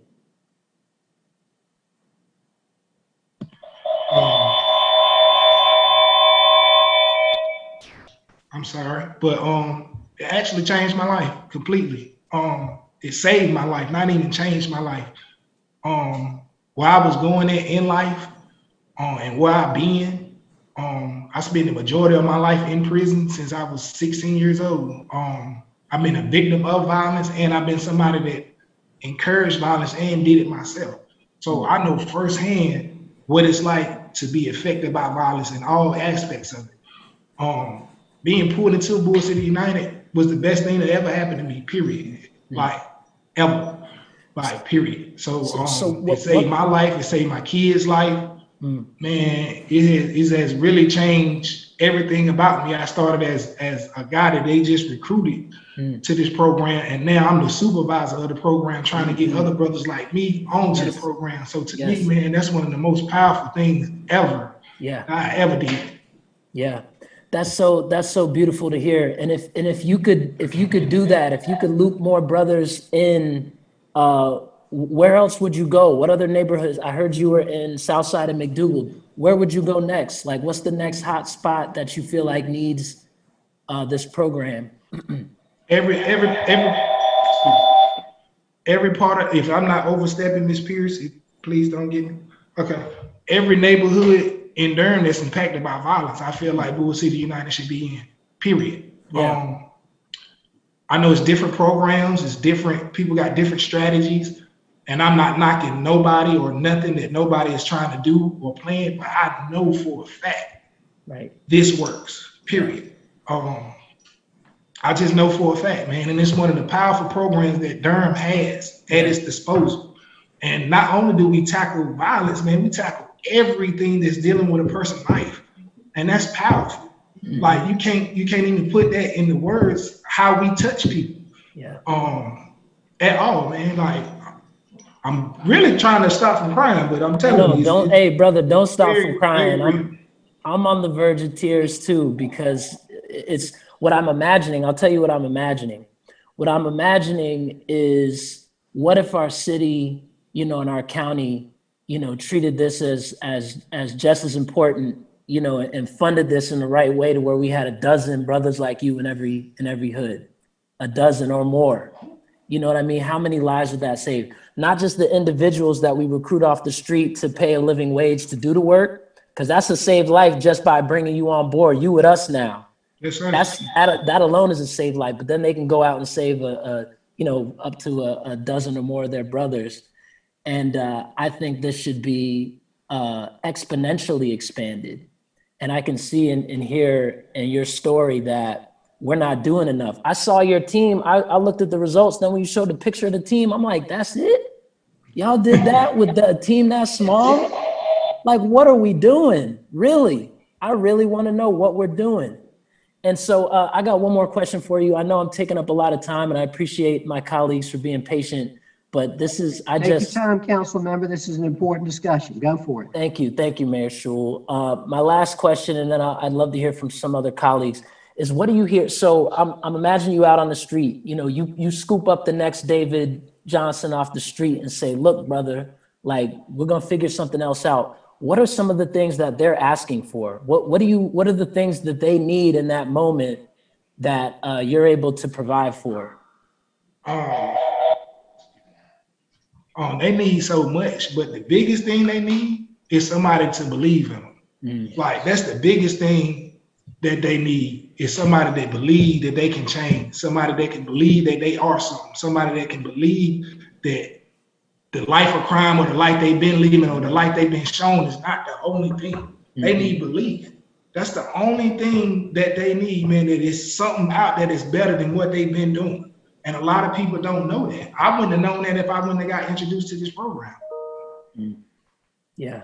Thank you, brother. I appreciate you so much. I have so many more questions, but I'm just going to get with you offline so we can have a conversation. But I appreciate you. Thank you so much, Brother Mason and Ms. Pierce. Thank you very much, Council Member. Mayor Pro Tem. Thank you, Mr. Mayor, and thanks y'all so much for being with us and sharing more about your program. This is something that we've been talking about a lot and wanting to learn more about and figure out how we can support y'all more to do, to do this kind of work all around the city. I wanted to ask you a couple of things. So one of our slides talks about similar programs in other cities and how effective they've been. And I was wondering if we have any information, if anybody has any information about how big those programs are, because ours is of course really small. And so like, how do we get to like New York City, 63% reduction in violence? Like what's the resource level that we need to get to that? And maybe it's something that we have to scale up, right? Because maybe we don't have enough capacity at the administrative level or like enough folks like y'all who could supervise a team. But like, how many people do you think we'd need to get to that phase? And then the other thing I want y'all to talk a little bit about is in McDougal Terrace. We've heard of the last few weeks, there's been some pretty serious incidents over there, shootouts and folks getting shot. And since that's one of your target areas, just wanted to ask what your plan is. What are y'all doing to try to intervene over there, and just how are things going? We know it hasn't been good. So like what can y'all do to try to help resolve some of the conflicts over there? Thank you. Mr. Johnson, would you like to take that one? Actually, we was out there last night when the shooting was happening, to tell you the truth. We seen the conflict brewing. We was trying to intervene, and it was just a thing that we couldn't get a hold of it because of the prior shooting that happened earlier that day.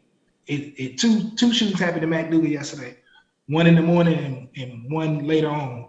Both of them was connected. Not to tell too much stuff, but both. Yeah, I'm sorry to interrupt, but I just want to appreciate what you just said, that you were trying to intervene in like an active situation like that. Like that is just an amazing act of like compassion and love for your community. And I just wanted to make sure y'all know that we heard that and we appreciate that. Like being out in the streets when shooting is happening because you want to make a difference, like that's just huge. So I'm sorry, please keep going. But yeah, we got a shooting response going on probably today about that.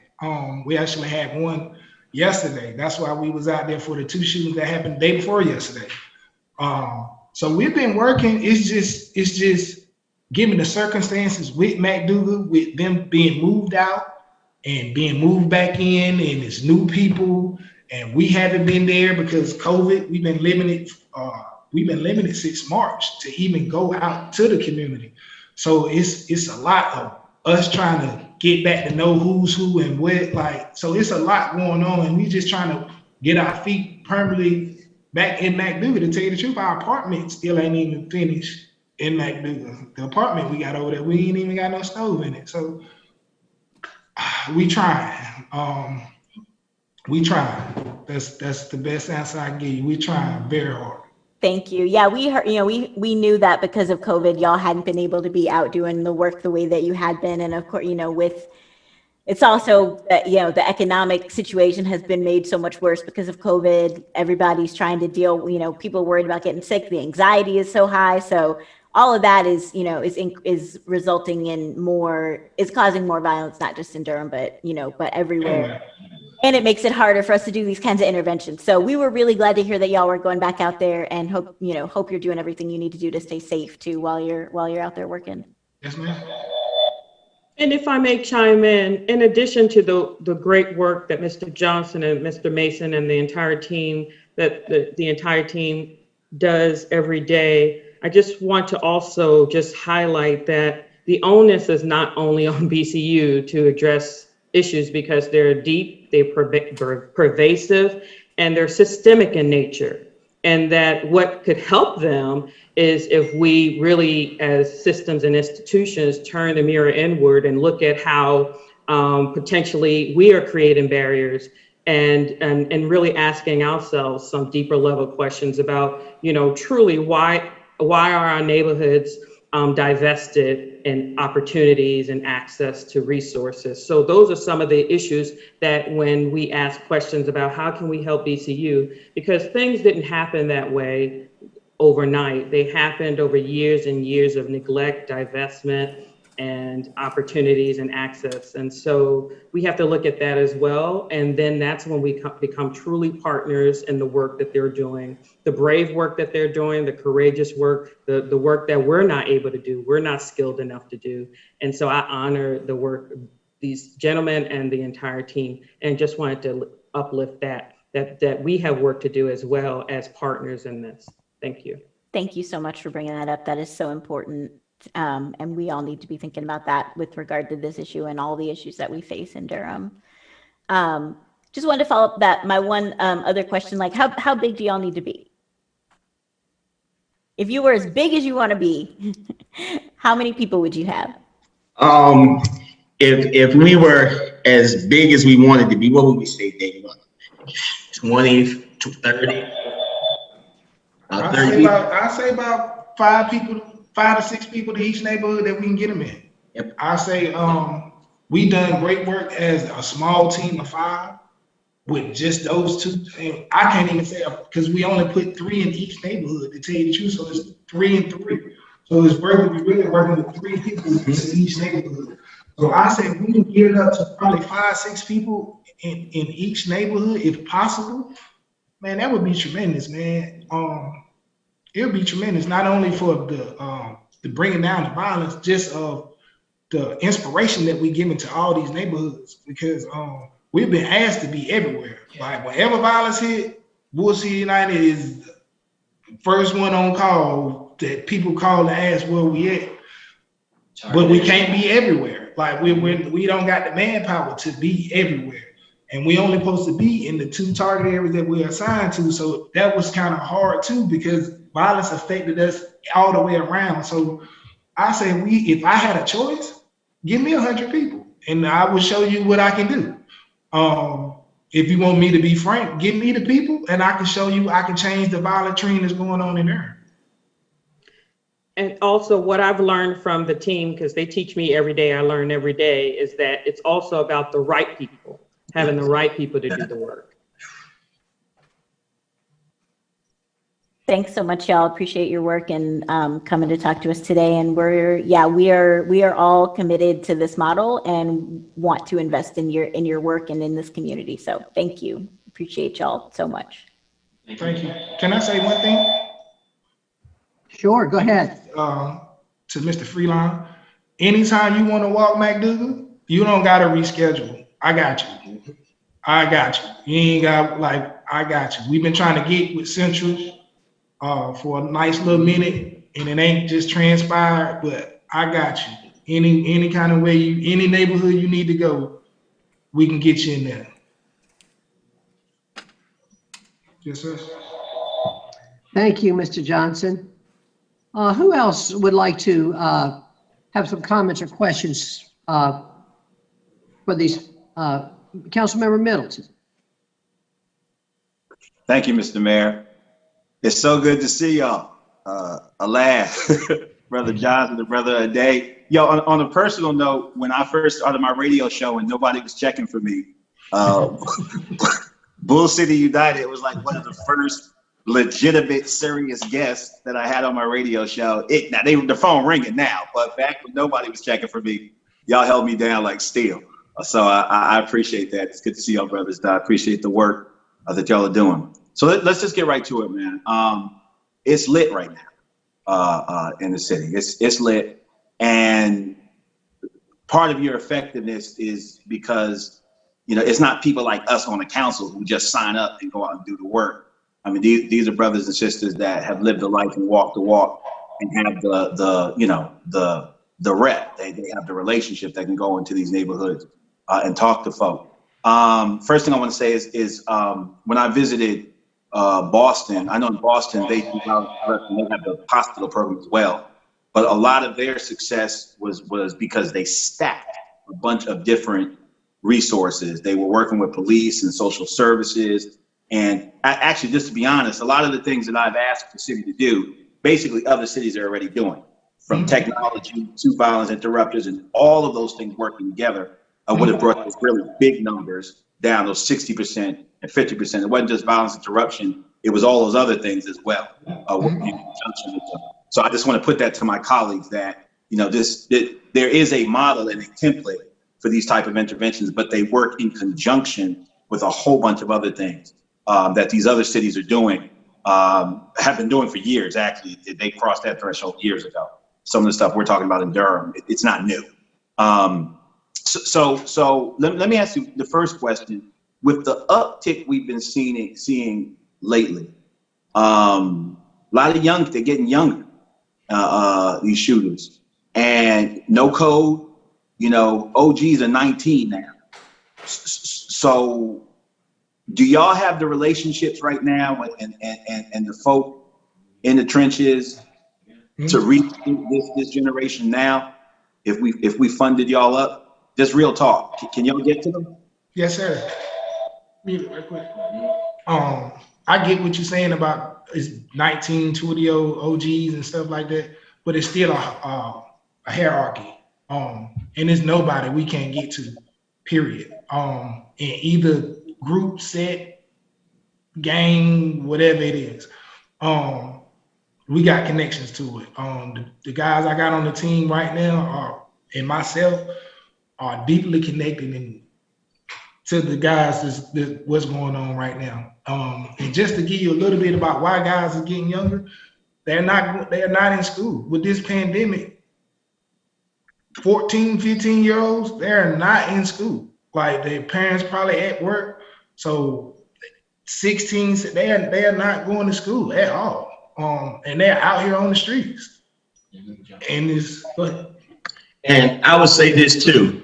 The fact that I'm the program manager with BCU and Project Build, that actually adds another layer as well that can help BCU as well, is because Project Builds, their client base are those younger individuals, gang involved, court ordered to be part of the program and things like that. So we're taking a wraparound approach to being able to connect to these younger individuals to even give BCU even some more support as a connector for all of it, because like David said, like they have so many connections and they can get to everybody. But even with these the younger individuals, sometimes we may have another worker from another program that can link BCU and connect the dots and put them together. So that way they can be more effective with these younger individuals that are committing some of these acts as well. So one of the things when I asked for y'all to sort y'all out to come before us was we talked about either adding to what the county is doing or having Durham's own kind of initiative with violence interruption or the model. But, I figured if it ain't broke, don't fix it, don't reinvent the wheel.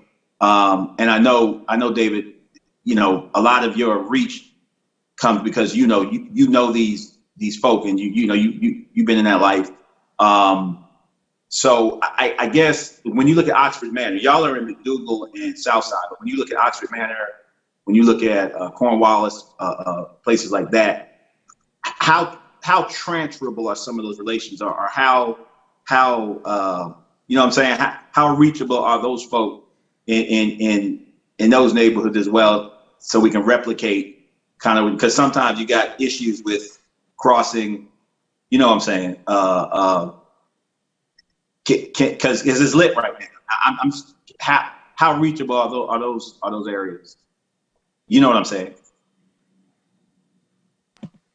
Councilman Middleton, very, very reachable. With the right people, everybody is reachable.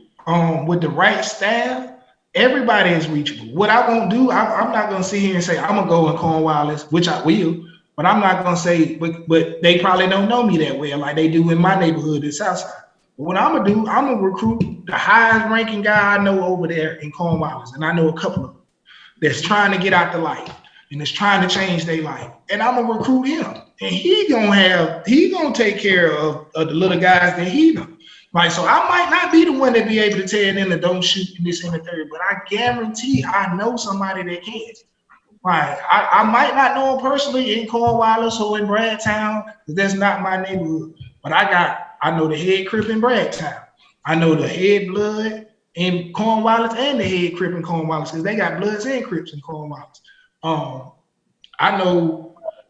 I know it. I got it. It's like, but I got it. I can reach him with the right people and with the right staff. And I got the perfect management. So we ready to go. I'm just hoping for the city to back us. We've been rocking with the city for a long time. And I just hope they back us like we back the city. That's all. Yeah, absolutely. And I'm going to get out the way, but we're looking for the numbers to go down. I mean, you showed us a chart, and we're looking for, and we know there are a lot of things that go into that. And listen, we're not going to put this all on your back, because there's some things as a government that we have to do, and that's our responsibility. So we're not going to, the rise or fall of this success or failure, we're not going to put it on y'all if it doesn't work out. But you do have an important piece of the puzzle, and we're looking for these numbers to go down right now, because a lot of us are talking about programs that will have nothing and no impact on these kids right now. Mm-hmm. We talking about stuff for the next generation in 10, 15 years, and we need something right now. So I'm hoping that y'all will be part of that solution, and I'm hoping that we will move with deliberate speed to do what we need to do in terms of resources to ramp smartly and ramp, because we don't want to get nobody killed. We're not going to put a T-shirt on somebody that doesn't have the relationships and get somebody hurt. So it's going to take some time to build up, but I'm hoping that we will begin that process yesterday, in terms of ramping y'all up. God bless y'all, man. I love y'all. Good to see you, man. All right. Thank you, Mr. Mayor. Thank you very much, Council Member. Councilmember Freeman. Thank you. I appreciate my colleagues highlighting all of those points and making sure that it's clear that the work that you're doing is important, and we appreciate you all. I would say that I'm extremely intrigued about the wraparound supports, and I'd love to hear more about that. And then I'd also just like to make sure I note that if I didn't channel my elder, Ms. Wilma Liverpool, in this conversation, it would be disrespectful. And so just noting that the cure violence model in and of itself supports white supremacy in ways that are detrimental to our people as Black people altogether. And so just acknowledging that the model and the way that it operates is uncomfortable. That doesn't diminish the work that you're doing. It doesn't diminish who you are, how you're operating in it, but just noting that it's almost like you're fighting backwards, because you're beholden to the county in this process, as opposed to being beholden to those young men in the street. And so I just want to make sure that you have the right accountability partners lined up around you, so that it's not just about what our requests are, but it's also about what the people in the community are asking you about. It's important to note, you all know folks like Vegas Don and Dennis Garrett and Nia Wilson. And it's important to note that those folks are good to keep in this conversation and center the kind of balance that needs to be in place to make sure that it's not heavy government, because you should never feel like you're stepping out of bounds, because you're out here on the front lines doing what none of us are willing to do. And that, I just had to say that part, because it's making me uncomfortable. But the wraparound services that you're supporting or you're providing, I would love to pour into that and figure out how you develop, because I would like to hear more about how this trends up, because I don't want to just push 100 people out all at once. I think that that's a good goal, And I would love to get to that point where we have enough in each neighborhood to actually attempt to redirect that violence, but acknowledging that there's a whole lot more white violence in these conversations than there is the violence that these young men are carrying out. And so yes, it's with guns, and yes, those guns come from someplace, those bullets are stocked somewhere. And so that part of the conversation can't be missed, along with the technology or the resources that are made available as officers to do the investigations and what have you.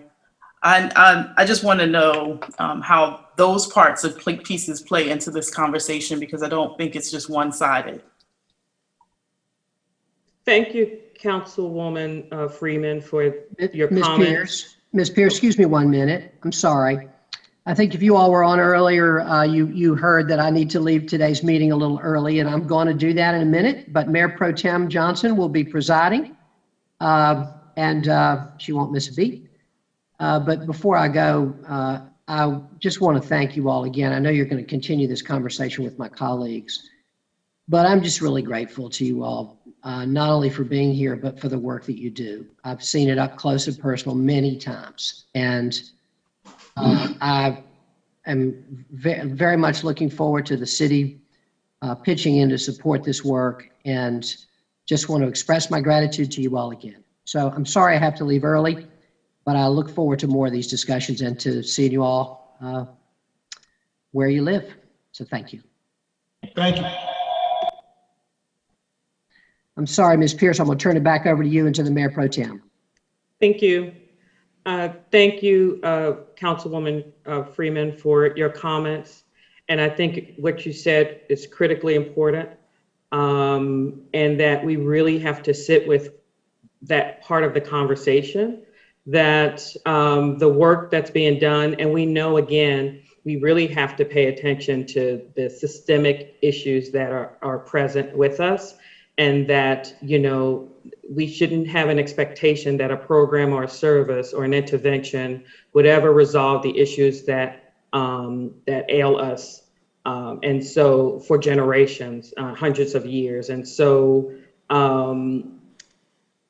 it's really important also to end this conversation that we really uplift BCU, the team members, and just what you said, Councilwoman Freeman, the team members that are sacrificing to do this work, that and they're addressing, you know, the tip of the iceberg, and that it's for us to do that deeper level work to change systems, that people aren't in these situations where they don't have the access to the very things that they need to survive and thrive. And so I hear what Councilwoman Freeman is saying, and we really need to, that's a bigger, deeper level question, conversation to have, and it must be had.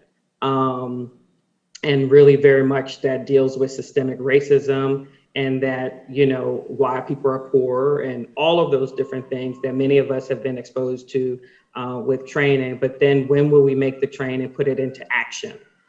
We just can't be trained and have an understanding and not willing to operationalize that and the very things that we do. And so, you know, one of the things that we know is that people need economic access and development. People need a safe place, all the things, you know, I mentioned health and well-being for all, that's my area. But from the point of where you're born, where you grow, where you work, where you play, where you pray even impacts your health. And so if people don't have places that are, they have the ability to thrive, and then the places aren't, because when we look at programs, we often assign some type of moral failing to people, but we really have to question and examine our systems and institutions and ask ourselves, why have we, as systems and institutions, allowed certain things to be? And what are we willing to change? And what are we willing to address head on and flat-footed to address these issues? So then, and again, that violence is everywhere. And so, you know, unpacking the program and seeing how we can really even offer an equitable program, a program that is not steeped in white supremacy, as Councilwoman mentioned. So just wanted to say that, and probably didn't answer your question fully about what that wraparound looks like, but then even examining a wraparound. And is it helping? And how do we just really tie things in so that our team members are effective and the work that they do and we do in coordination with them is effective? And I'm sorry. No, go ahead. But to address the wraparound that I was talking about from our other program, Project Build, that helps BCU, is that Project Build, they have, and they meet with the intervention team, and that consists of the public schools, that consists of Durham County Police, and just so many other partners that are at the table. And so they're able to kind of connect BCU program participants. They can connect them to these individuals, and actually their needs can get met and their voices can be heard about the different things they need. So it's a way of even more so connecting BCU to the voice of the people and what they need. And while also doing that, while creating partnerships with other agencies that are committed to combating violence. And can I say one more thing, Ms. Freeman? Yes, please. Our biggest helper or wraparound service is really right here at the health department with social service. We got a lot of services that we put our participants through, their families through, right here at the health department through social service. We got a partnership with Durham Tech where anybody that trying to get their education, we send them straight to Durham Tech. They got a program. If they want their GED, they got a program. If they want to apply for a trade, we got a direct contact with Durham Tech. We got direct contact with multiple business owners that we go to when we got guys that's probably construction sites, all types of business owners that know our people are probably got justice involved and will bypass that just because they're working with us. We got a lot of wraparound services. I would have to really look on but we got it's something in our database where we got partnerships. And it's all right there in our database. We got 50, 60 probably partnerships with different organizations that we go to for help if we need it. What else we got? We're actually trying to get into Duke Hospital right now, part of adventure program with Duke. We got a lot of partnerships, Ms. Freeman, that we actually work with. And I would just ask the data that or the database that you're referring to, is that linked at all to NC Cares 360 or Salesforce or any of the other, I guess, sources that folks have been using in the community? No, ma'am, but we just got connected to NC 360 in our last, I want to say public health meeting down here. So we're actually, when they up and running, that's a tool we're gonna be using also. And I would like to offer, just in support, just noting that lining up some of the kind of wraparounds. I work directly with children from birth to college or career. So I'm working with kids that are born 2 days ago, all the way through to kids who are in 10th or 11th grade about now. And so we've been with Durham Children's Initiative working in the same kind of line of vision of acknowledging that the supports need to be in place for the children. I would love to connect on that side as well. And just noting that the intervention team that you mentioned, however you're meeting or however that's working, if you could share an invite, that would be helpful as well. And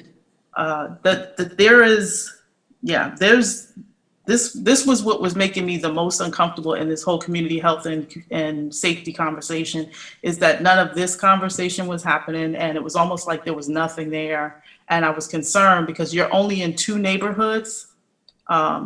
It doesn't mean that it's not happening, but it is limited, and it's not quite what we need to match what we're seeing out here, acknowledging that each and every night with all the gun violence, it would be nice to have a whole holistic plan in place. And I'm very hopeful that the Community Health and Safety Task Force will get to that in the same way that the Racial Equity Task Force has come up with one, and be able to support it moving forward. I am very optimistic that we'll get to this today or in the coming months or what have you, so that we're very we're behind on this, and it's been painfully like a dagger in my heart each time that the shootings occur. And noting that, you know, with this as a city council member, I feel beholden to many of the staff members who've been in places and experienced those shootings in the same way that I feel the same for the residents in the community. And so it's kind of like it's a multifaceted problem, and I'm hoping that we'll come up with a very multifaceted approach. And so it sounds like you have much of what you have in place for these 2 neighborhoods could be something that is expanded into 30 to 40 neighborhoods. And I would love to move that forward. So thank you. Thank you, everyone. Councilmember Caballero.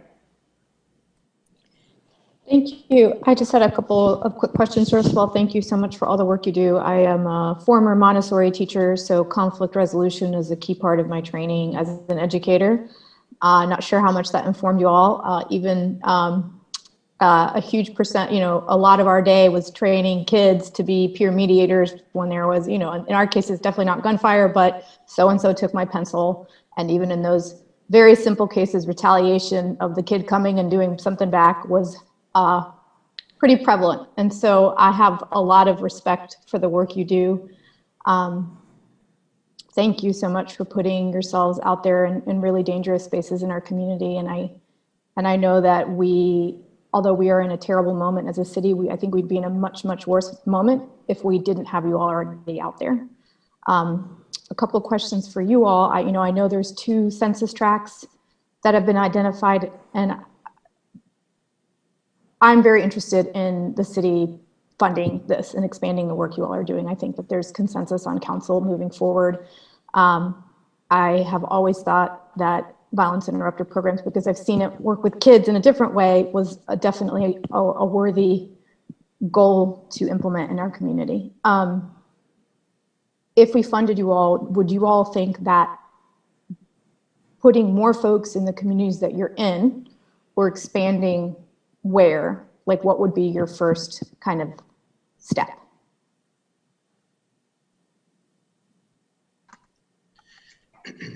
I think a short answer to that would be that we would use data-driven strategies to see where we could focus our efforts, and then I'll turn it over to the gentleman.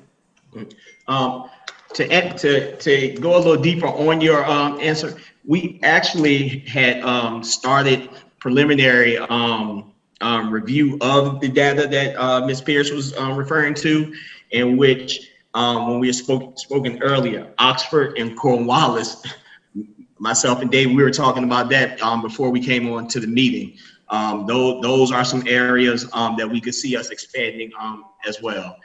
So expanding into those areas and possibly increasing the manpower in our current areas too. So those are the 2 programmatic things that we are looking at right in this moment. Thank you, I appreciate that. So basically a 2-prong approach. We need both. Yeah, absolutely. Secondly, like how long does it take to get someone? I know that there's a whole kind of like, I call it talent identification, like the folks in the community that you all trust, as you mentioned before, folks who are who know what our young men are going through, and young women sometimes, and can relate and lived that life for, not me, let's just say that, right? But how long would it take to train folks up? And what's your process for that? Like, do folks go under you all, and then after a while they're out on their own, and then how long does it take? Because I think a lot of us are curious. We're in such intense, tragic moments that I think timeline is a valid concern. The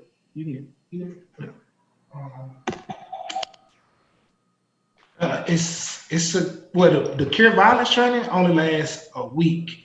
But me, myself, and the team, we went through numerous training. We went through peer support specialist training so we can be professionals at doing the job, not just going out there doing the job. We took anger management courses. We took all types of courses. I think my first six months, just to build me up to go out there and handle the streets. But I would say like the cure violence training, that's just only a week, but that's just a fraction of what we're trying to change our people to be. The cure violence model is just a strategy, but I still want to change the individual, and that takes a little time. It took me a little time. So and just making sure, like I said, just making sure we have the right people that's ready for change. It's probably a 6 months process to get them all the way trained up in everything we want to do and where we want them to be as far as professional wise. And I say the seeing the trend of violence tick down, I say immediately. Thank you. And then just out of curiosity, what kind of, folks who do hard work, like whether you're a therapist or a social worker or the type of therapy, if you're like grief counselor, they often recommend therapy for you. So what are parts of the program for you all as individuals to get? Because I know the work is hard for your own, mental health or self-care. And is that part of the program? And basically, are we paying for it? I want to make sure that y'all aren't doing that out of pocket. I'm glad you asked that. That is a big part of the program, is having the team engage in counseling. Because of like David talked about their exposure last night, and said just in historically whatever they have already faced in their own lives. So and even sometimes not having to do with anything violent at all. It just may be something within their own household or something, but we want to make sure that we are taking care of them as a whole person. And so that is actually something that we put in the budget. So we budgeted for those services, those contracted services of a mental health professional to meet with the team as a group, as well as being willing to meet with them individually. So that's part of the process that goes in the budget with contracted services. So that is a service that is provided to each and every member of the team. That's fantastic news. I'm glad that that was included in the budget. And y'all, the work you're doing is really, I'm sure, emotionally exhausting. And we would want to make sure that you're well taken care of when we're thinking about that. I think that is, I want to make sure I'm not, one final question. I would like to see any data that you do have. You were talking about the wraparound services. So anything, tracking through folks who've been participants in the program with Project Build, how many folks are like availing of themselves with Durham Tech's programs, getting GEDs? I would like to see some of that, and you can just send it to our email if that's okay with you all. Thank you. That's it. Thank you, Mayor Pro Tem. Thank you all so much for everything you do. This has been a fantastic presentation, and very, very grateful for you. Thank you. Councilmember Reese. Thank you, Madam Mayor Pro Tem. One of the great things about going last is that everything's already been said, but not everybody's had a chance to say it. I'm going to try to avoid that temptation today by not trying to repeat how awesome we all think you are, how brave y'all are, how courageous you have to be to do that work, especially the way that y'all jumped in last night, and how amazing it is the impact that you can have bringing your experiences and training into the lives of folks to really interrupt violence before it happens. I did want to say two things. Number one, Councilmember Caballero, she often does, completely stole my question about incorporating self-care into the budget. I've lectured on vicarious trauma in about 3 careers ago, and I know that talking to folks who are deeply enmeshed in lives where they are victims of violence and maybe even perpetrators is got to be by in and of itself traumatic for the folks that do it, and also obviously it brings up things in your background that can kind of call back to those things you're hearing. And so it's really wonderful to hear that the program from a ground up perspective incorporates the recognition that that's going to have to be addressed if you're going to continue to be useful and helpful in our community.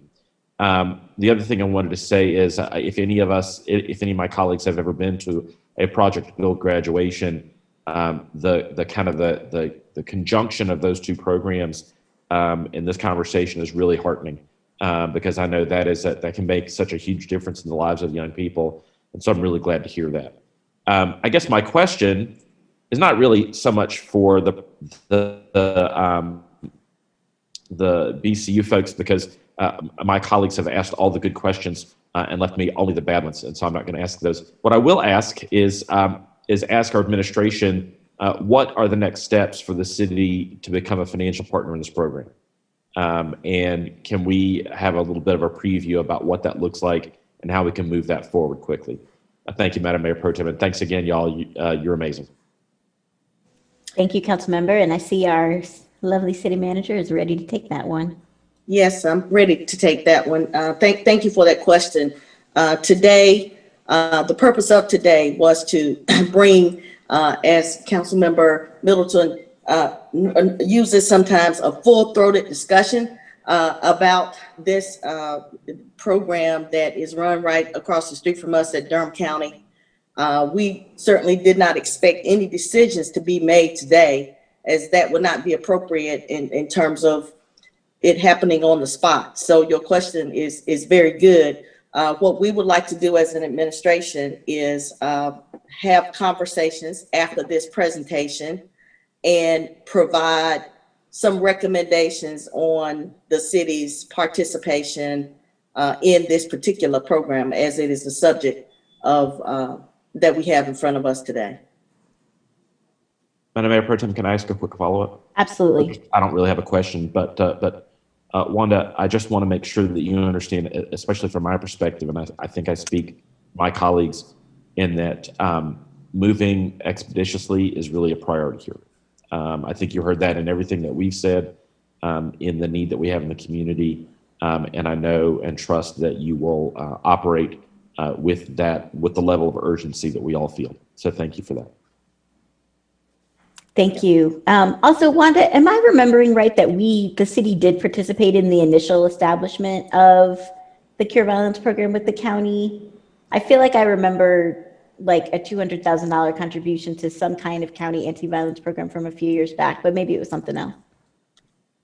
There have been different contracts that have been, executed. I would have to do that research in order to answer that question. But Ms. Pierce, do you think that we have not participated before in funding this? I'll go back and look. I'm not sure about Bull City United, probably Project Build, but I'll go back and take a look. Okay. That's what I had more in mind. Got it. Thanks, y'all. Thank you so much. I'm sorry. Can I ask one more question? Absolutely. Go right ahead. I'm sorry. I was curious. I meant to ask this earlier. What is your budget currently? Is that something we can discuss? Yeah. How much money y'all got now? Well, to even implement a program like this is anywhere from $350,000 to $500,000. So it's somewhere within that range. But that's what the baseline is to implement a model like this. Okay. Closing comments. I just needed to say that I had trouble. See, Brother Johnson, why you had to say you was gonna cry? Because now you got me worked up. Listen, I had trouble sleeping last night because I was on Ashley's Facebook Live watching what was happening. What really got me, because she called it a war zone, but as she was doing the Facebook Live, you can go watch it. There's like kids running around outside, completely just almost oblivious. They had been so desensitized to the violence that they were like, oh, the shooting's done, back to business as usual. And that was bizarrely unsettling. And it was hard for me to sleep last night, with that being one of the last things I saw before I closed my eyes. And this conversation has been so uplifting because when I think about the city budget, you know, we spend $70 million on policing, and we spend $500,000 on violence interruption. You know, that disparity is mind-boggling to me. And I brought it up with the police chief when I talked to her last weekend. I said, what would happen 10 years from now, because the police budget goes up every year. I said, what would happen if we took an $80 million police budget and we dropped 40 on programs like this, on programs like, you know, Coach Keenan's Safe Zone Fridays, completely oriented the budget. And I expected her to be like, you ain't taking that out of my budget. She was like, yo, Pierce, let's do it. Like, I'd be down for that. If I could unload certain responsibilities and hand that over to other capable organizations, I would make room in my budget to do so. And I just want to say that as long as I'm on city council, as long as my voice has any power or influence in this city, I will be advocating for the type of work that you're doing and to move us towards liberation in a place where our kids are safe. I love that you said, Brother Mason, one is too many. One is too many. And I'm leaving this conversation so hopeful. And I implore not just my colleagues, but staff. I had an interview earlier today, Miss Wanda, where somebody asked me, if you had a magic wand, what would you do? I said, we got a magic wand. We got a magic Wanda right now in Miss Wanda Page. I believe that she is gonna move us forward. And when we go into those budget conversations, colleagues, in a couple months, this is what I'm gonna be fighting and advocating for. So thank y'all. I will sleep well tonight knowing that we're moving forward, backing the incredible work that you're doing. And I hope that we can make the institutional shift, not just another 500K. You know, we need millions of dollars into programs like these and other programs. That's just, I can't express enough. I hope the sheriff and the police chief are listening, because we're gonna need your help and we're gonna need to pull into your budgets to do it. That's where the most of our money goes right now. And I just wanted to say thank you again. And I'm sorry for taking the mic twice. I hope I'm not making a dangerous precedent, because we'll be here all night. But I just needed to say that. Thank you very much. Thank you, Councilmember. Yeah, any other closing comments, Councilmember Freeman? I appreciate Councilmember Freelon's wholehearted, responses. And please, brother, don't ever stop being your whole self here in this space. It's important.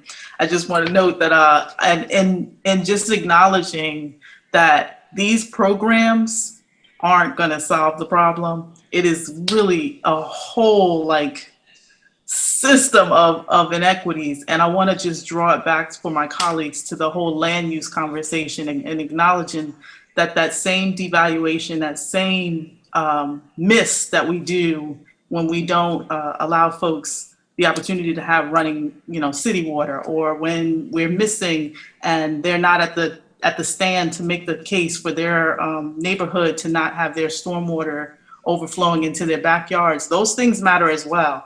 And so just noting that all the infrastructure pieces, all the parks, all the trails, who has the parks and the trails, all of those pieces are all facets of this. And I can't help but just keep drawing back to the fact that the race equity aspects of this is always going to be at the center of it, because they're the bookends, and acknowledging that the racing holds all of this in place. And so I really appreciate this dialogue. I'm grateful to you all for this moment, and I'm just excited about what the next steps are, and I know that we'll get there, especially with our wonderful interim wand, Miss Wanda Page. I love that. Thank you. Thank you. I think she's going to have to go by Magic Wanda pretty much everywhere at this point. All right. Any other closing comments, friends? Thank you. All right. Thank you so much, Mr. Johnson, Mr. Mason, Ms. Pierce, for being with us. We appreciate all of your great work, and we'll follow up with you real soon about getting involved in how we can support. Thank you. Thank you. Have a good day. Thank you. you. You too. All right, y'all, we are going to move on to our next presentation, which I believe is item 19, 2020-2021, Multifamily Production and Preservation Request for Proposals Funding Award Recommendations. Mr. Johnson, welcome. Thank you, Mayor Pro Tem, members of council. Reginald Johnson, Director of Department of Community Development. Greetings. My goal before you is a short presentation just to share with you the results of the Multifamily Production and Preservation RFP. There are no actions that's required of you at this moment. This is just a sharing of information. And I'm going to sort of truncate my presentation for time. But we did issue the Community Development Department an RFP, first RFP since the bond referendum has passed. And so I just wanted to share with you the results. Next slide. Next slide. I'm joined by Karen Lotto, Assistant Director, as well as Matt Walker, who also serves as Project Manager in this presentation. If there are any further questions, next slide. So the overview of the multifamily RFP was that the goals were to produce new multifamily rental housing or preserve existing multifamily rental housing. And this includes houses for households that are incomes below 60% of the area median income. And we had a preference for projects that can commit to a set of set-aside units for households with incomes below 50% AMI, particularly at a below 30% of the area median income. I would also say, just for reference, that the creation of affordable housing refers to the construction of new units, while the preservation includes both projects that propose to extend the affordability period of existing income-restricted units, or projects that propose to create affordable housing units by converting existing market rate units to income-restricted units of affordable housing. The proposed projects had to create and preserve at least 5 affordable units to households at below 60% AMI, and each 20% of units had to be affordable at a below 30%, as I mentioned before. And projects proposing the use of 9% low-income housing tax credits were not eligible, but we did support those that were applying for 4% LIHTC. That was encouraged. And all of the projects were required to meet the MWBE goals established for the RFP, which was 11% for MBE and 7% for WBE, Women Business Enterprises. Next slide. This is the process. I'm not going to go through that. That was just included for your reference. Next slide. This is just an overview of all of the projects that were submitted applications. You can see the number of units, as well as the type of organization and whether it was preservation or new construction, and the requested amount, as well as the total project cost. There were 9 applications. Next slide.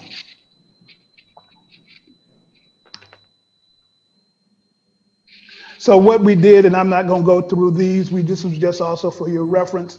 We did include maps of all of the projects so that you would know where they're located if you were not familiar with the locations of the projects. The next slide.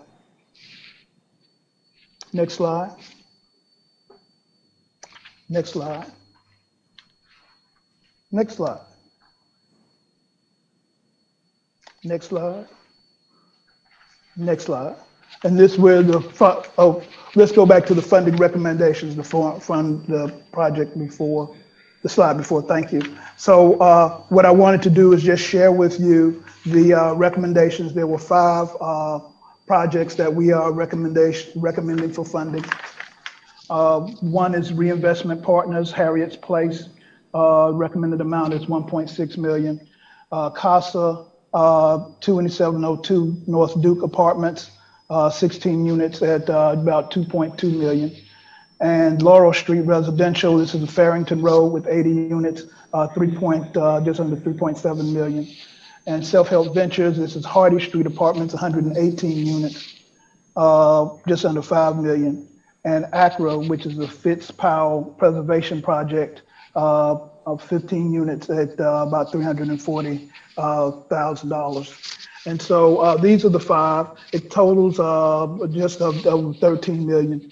And so what we wanted to do was just to share this with you, because you will see these contracts as we go through the underwriting process with some and do further research on and developing the contracts. You will see the contracts when they come before the council for approval, but they all are not going to come at the same time. Some are commitment letters, some are contracts, and you will not see them all at the same time. It's actually going to be over a series of months. And so we wanted to just provide you with the overview so that when these come, you will be familiar with what the process that we went through that's detailed in the memo. And then you will, each one will come. I mean, one will actually be on the next cycle for a commitment letter, but we also have some that will be coming in the spring in 2021. And so, Mayor Pro Tem, that concludes the presentation that we wanted to share with the council. Thank you so much. So do we have any questions or comments from members of the council? Councilmember Freeman. Thank you. I am utterly amazed. I just want to say this is a phenomenal project, and I am supportive all the way. I just had one question really around the project descriptions. Is it possible to include, similar to how we do workforce statistics, information about the organizations that we're putting forward so that we know if they're local, kind of the breakdown of their staffs, and if it's a nonprofit, something that says that what their board makeup looks like as well? Yes, ma'am. I'm just reflecting on the information that's needs to be submitted for the application process that we have, because we do have E&I, equity and inclusion. We do have to receive that information, so we do have that data. Clearly, we know the status. I cannot recall whether we have board makeup, but we can request that information as well. And I understand if you don't get it, I just wanted to just see if it was possible. And it would be great if we had it. And that was it. Thank you. Okay. And of course, we have the address, so we know who's local and that sort of thing. Thank you. Thank you, Councilmember Reese. Thank you, Madam Mayor Pro Tem. Good afternoon, Reginald. This is spectacular work. These are some really exciting projects. Exactly the reason why we went through all the trouble to do this. And I'm really excited to see this first tranche come through. Can you give me just a rough sense? This is going to be super hard, but you're good at answering hard questions. Can you give me some sense of what the successful applicants had that the unsuccessful applicants didn't, by and large? Like, what were some of the things that really pushed the ones that you're proposing to fund? What are some of the things that really pushed those responses across the line into being eligible for funding here, or you're recommending them for funding? Actually, that's a good question, Council Member. I'm going to let Assistant Director Karen Lotto provide some detail on those in response. Thank you, Mr. Johnson, and thank you, Councilmember Reese. I'm happy to take a stab at this. I would say, so we had a couple of projects fall out because in one case, the project was ineligible. It was unable to comply with our request for 20% of units to be set aside at 30% of area median income. That was Lakemore Apartments. And that frankly taught us something we need to think about as we apply this type of requirement to existing income restricted projects. It may not always be possible for them given their underlying financing. If they weren't already structured to meet that goal, it's hard to meet that goal when you're extending the affordability period. And we had one project fall out because they essentially had an acquisition problem with an appraisal problem. The two projects, the projects that made it across the finish line typically were projects that were serving a very low income demographic, or had a component of the population that's serving a very low income demographic. That was sort of one category of project. I think the other category of project, and sometimes they cross was projects that were geographically in areas of opportunity. so they scored highly on our site scoring. I think we had a project that I think may come back to us in another round that had a lot of good elements. It was the first time this developer had applied to the city for funding. They weren't really familiar with our application processes, and there are things they could have done just in the content of their application to put in a stronger application had they had a better kind of sense and feel for the application.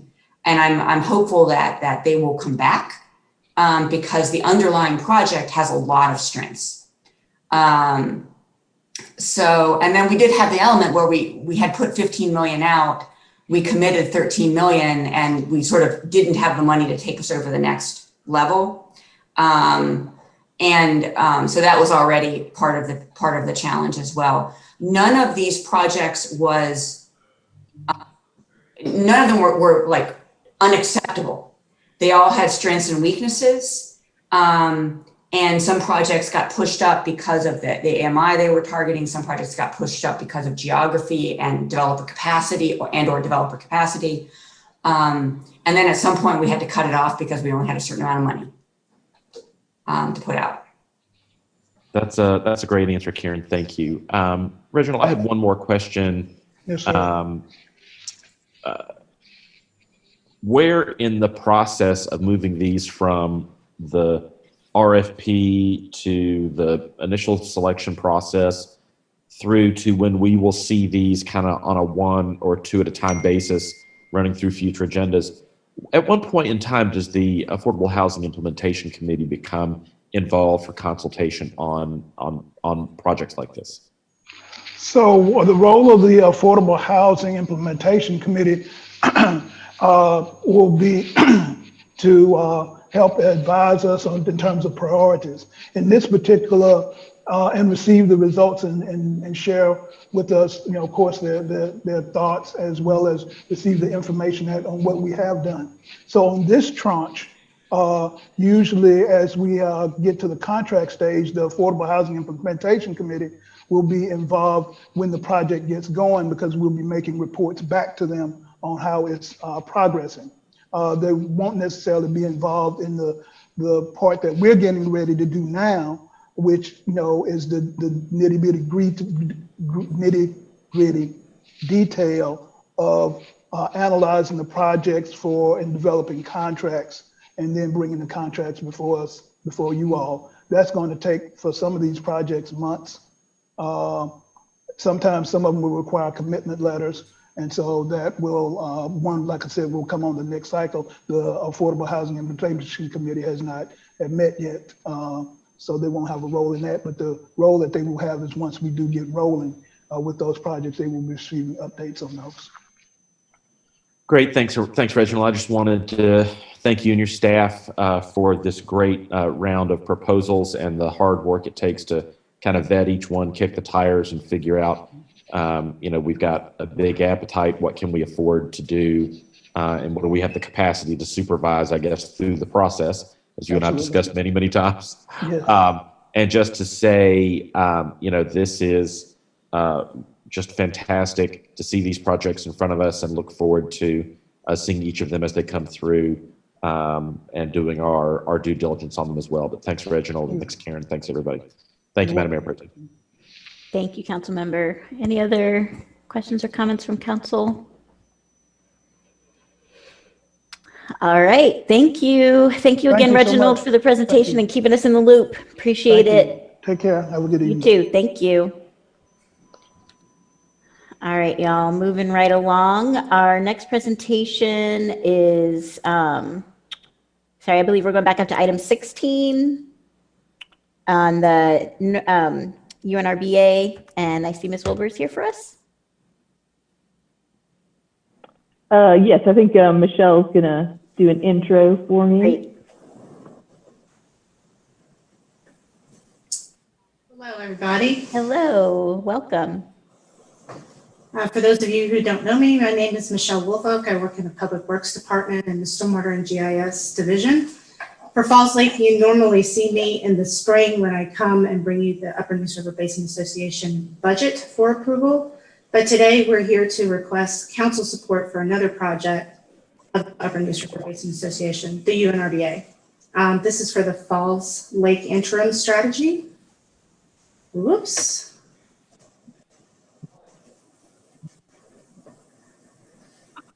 Great, thank you, Diana. So next slide.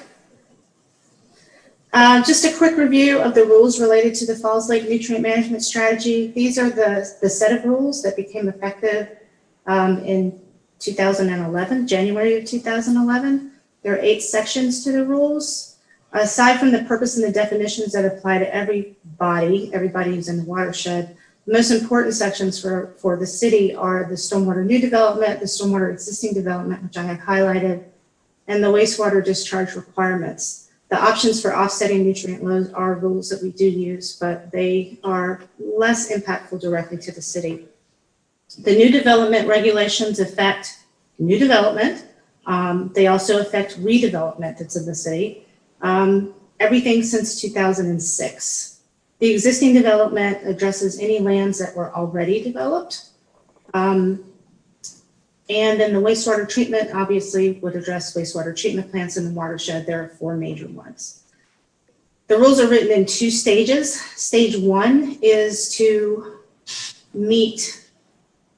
protect the city of Raleigh's drinking water intake at the bottom of the lake, so down near the dam. They're actually written to meet the state standard for chlorophyll A, which is a measure of algae. Stage 2 is written to bring the entire lake into compliance with that state standard. So the existing development regulations and the wastewater regulations both have stage 1 and stage 2 requirements. Next slide, please. So today we're here to talk about the existing development rules. The interim strategy that Sandy is going to describe for you is all about the stage 1 portion of the existing development rules. And we call it the IAIA. Everybody loves acronyms. The dates that are in the second bullet are what was included in the rule. And you'll notice the 2006 and 2021, which is a mere 3 months from now. But the 2021 deadline is being extended because the state hasn't put forward the program that they want jurisdictions to actually comply with, the program that describes what we actually need to do. That program is expected to be adopted in January of 2021. And then after the state has adopted it, the city will need to adopt a program based on what the state has provided by July of 2021. So next year, 2021, you're going to see stormwater folks come to you a bit more often. The IAIA that we're discussing today would comply with the stage 1 goals and the stage 1 rules. So we are not developing anything, the UNRBA is not developing anything that would not provide compliance for all of the jurisdictions. So I'm going to stop here because Sandy is the expert for us, IAIA, and I'm going to hand it off to her. Thank you, Michelle. And you can go ahead and go to the next slide. So my name is Sandy Wilbur. I'm in the Public Works, Stormwater and GIS division. And so I'm happy to talk to you today about this alternative approach. They call it the IAIA. I usually just call it the alternative approach because it's too hard to say IAIA all the time.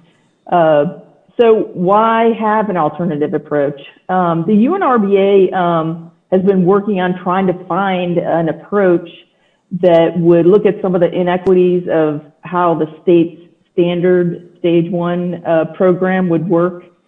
And they came up with this alternative approach, supported by the members of the UNRBA and working with some of the environmental NGOs and the state, and really wanted to add some flexibility and the ability to have more potential for partnerships and innovation available to the members that might be able to, be included in this approach. So there's a couple of different reasons to have this alternative approach. The state's standard program that they have kind of historically put out has a high regulatory burden and consists of counting nitrogen and phosphorus pounds as what it would count, and it's restricted to a narrow list of only state-approved practices. So it kind of disallows some other practices that people have been doing.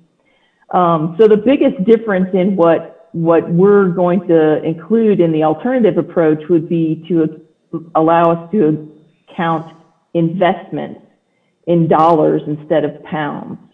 And then in addition to that, we would have a more expansive list of practices and measures that would be able to count towards our program.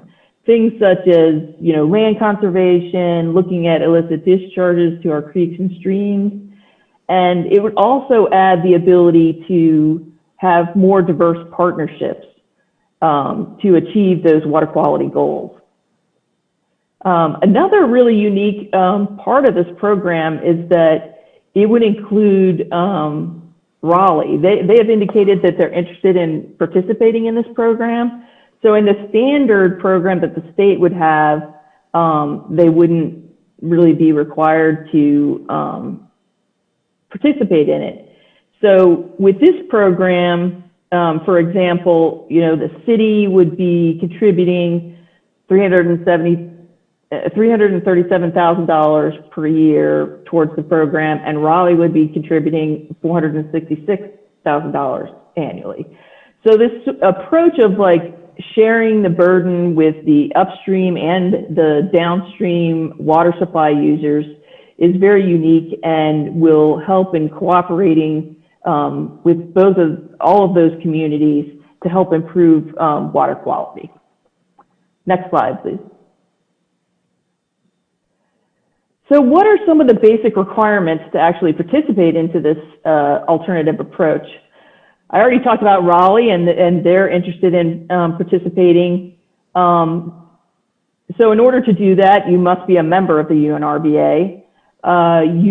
You must have compliance that is assessed individually for each jurisdiction. So although it's kind of a joint effort, each individual jurisdiction will be judged individually.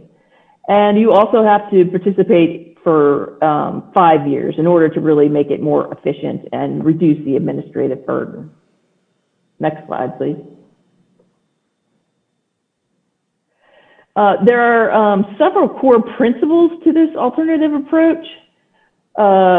As I said before, you have to be a member of the UNRBA, but you aren't required to participate in the program if you are a member. And you can see the map adjacent there that has names off some of the communities: Hillsborough, Person County, Orange County. So there's probably about a dozen different jurisdictions that are members of the UNRBA that have the potential to be a participant in this program.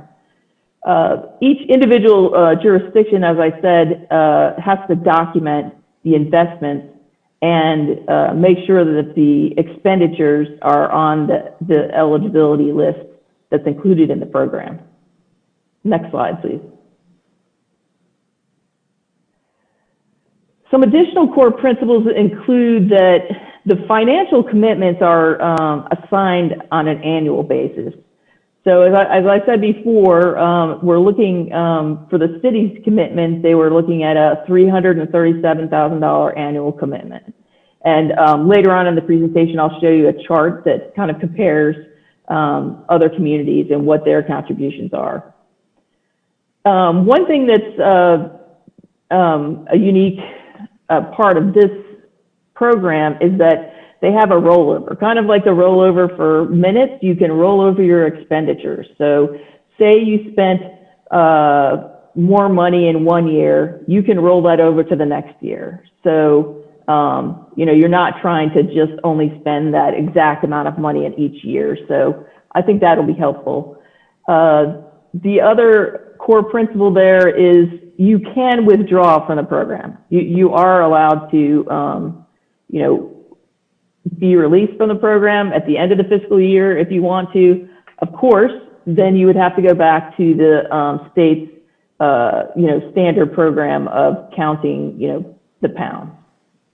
Next slide, please. The last core principle I wanted to talk about is the flexibility in the approach of how you can spend your funds. So normally, you're looking at maybe just individual projects that you are working on. So this program allows you to have partnerships with other organizations, soil and water conservation districts, school systems, watershed groups.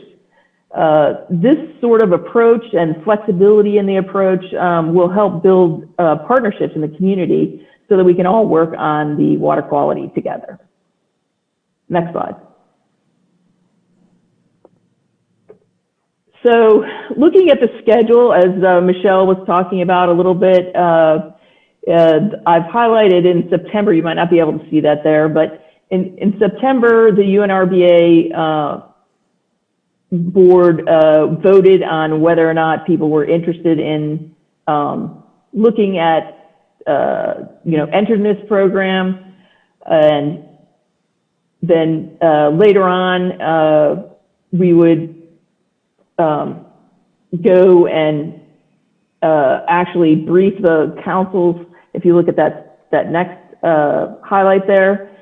So that's the point that we're at right now. We're coming back to you all. The board has endorsed it, and we want to find out if this is a program that the city wants to join and support. The UNRBA has been very diligent to work at every different step to kind of check in to see, is everyone still on board? Does everyone still want to support this program?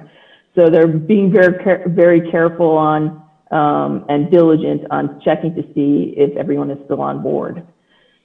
Next slide, please. So now the next action that will be taken is on November 18th, the UNRBA board will be taking a vote and to see if they want to keep moving forward with this program. At that vote, there should be, in addition to the documents that were attached in this agenda item, which was the program, there will be agreement documents that the UNRBA board will be reviewing. And then, of course, those documents will have to come back to the council to be able to be, have a final vote and execution. So this isn't the last time that you'll see this. This is kind of a preview of, this program and how it's moving forward. After it comes back to you all and the UNRBA gets the final number of people who are going to be interested in the program, we are going to submit that program, which is included in DWR's standard program as an alternative approach, and those will be submitted to the EMC which is the Environmental Management Commission, in January. So that's kind of the January date is the date that the state is trying to hit. So if they can get it to the Environmental Management Commission in January, then the program would start in July of 2021. So the city would have to start implementing the program in July of 2021, as long as the state can get the program to the Environmental Management Commission in January. Next slide. So here's the chart that I wanted to talk to you a little bit about the different funding levels. You can see there that the city of Durham is $337,000 about, and you've got some other communities there. Franklin County is 19,000. Orange County, 161,000. So it's kind of a variety of different numbers. Now those numbers were came came up as part of a distribution formula that that is the same formula that was used for the membership dues for UNRVA. So that's based on how much water withdrawal you have from the lake and the lake area in the watershed, plus like a very small base rate. So that's kind of where you're getting both the water users and the people who have land in the watershed, both contributing to the overall funding. So the basis for it is to try to generate 1.5 million, assuming that all of these communities participate in the program. And our part of that would be the $337,000 on an annual basis. So you would multiply that times 5 years. So you're getting to be about 1.7 million for the 5 years that we would participate. Next slide. So to kind of wrap up the benefits to Durham in participating in this program, I think the program can use existing projects that we already have on our books that we are trying to implement now, which is useful. The toolbox, as I said before, there was a very restrictive toolbox of measures that could be used in the state's program. And so we've basically written in an expanded toolbox that allows for residential green infrastructure projects, stream restorations, and land conservation. So kind of a whole list of different things that can be used that if we did the standard program, we wouldn't be able to. Work that has been done and is going to be done actually on the South Ellerby and the Algo Flowway, those projects, any expenditures after the program starts, which is July 2021, can be applied to the cost to participate. So we will have plenty of expenditures after 2021 that will easily, be more than 1.7 million for those projects during that 5-year period. So there shouldn't be a problem with complying with the expenditure requirement. Lastly, I think one of the more unique parts of this program is that as opposed to just funding the construction costs of projects and awarding credit based just on what the construction is, the planning for the project would be count as an expenditure, and even the maintenance are eligible costs. So it's really a much more holistic look at projects that are improving water quality and crediting all of it and encouraging, the long-term maintenance of projects that are put in the ground. Next slide.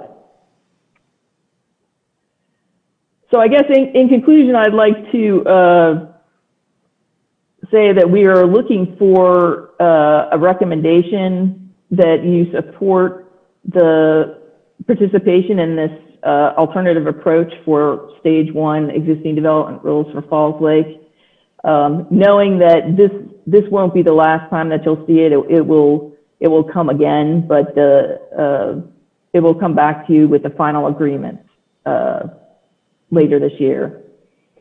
And then I also wanted to just thank the rest of the UNRVA team who's been working really hard on all the things Falls Lake, Reggie Hicks, Michelle Wofolk, Don O'Toole, and Joseph Smith. And with that, I will take any questions that you have.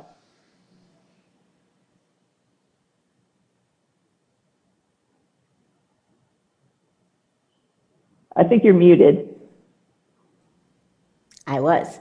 Can you hear me now? Yes. Great. Thank you so much for your presentation. Mayor Schul, would you like to take back the helm or you want me to keep going? I would love it if you would keep going. Happy to keep going. So do we have any questions or comments from members of the council? Councilmember Caballero.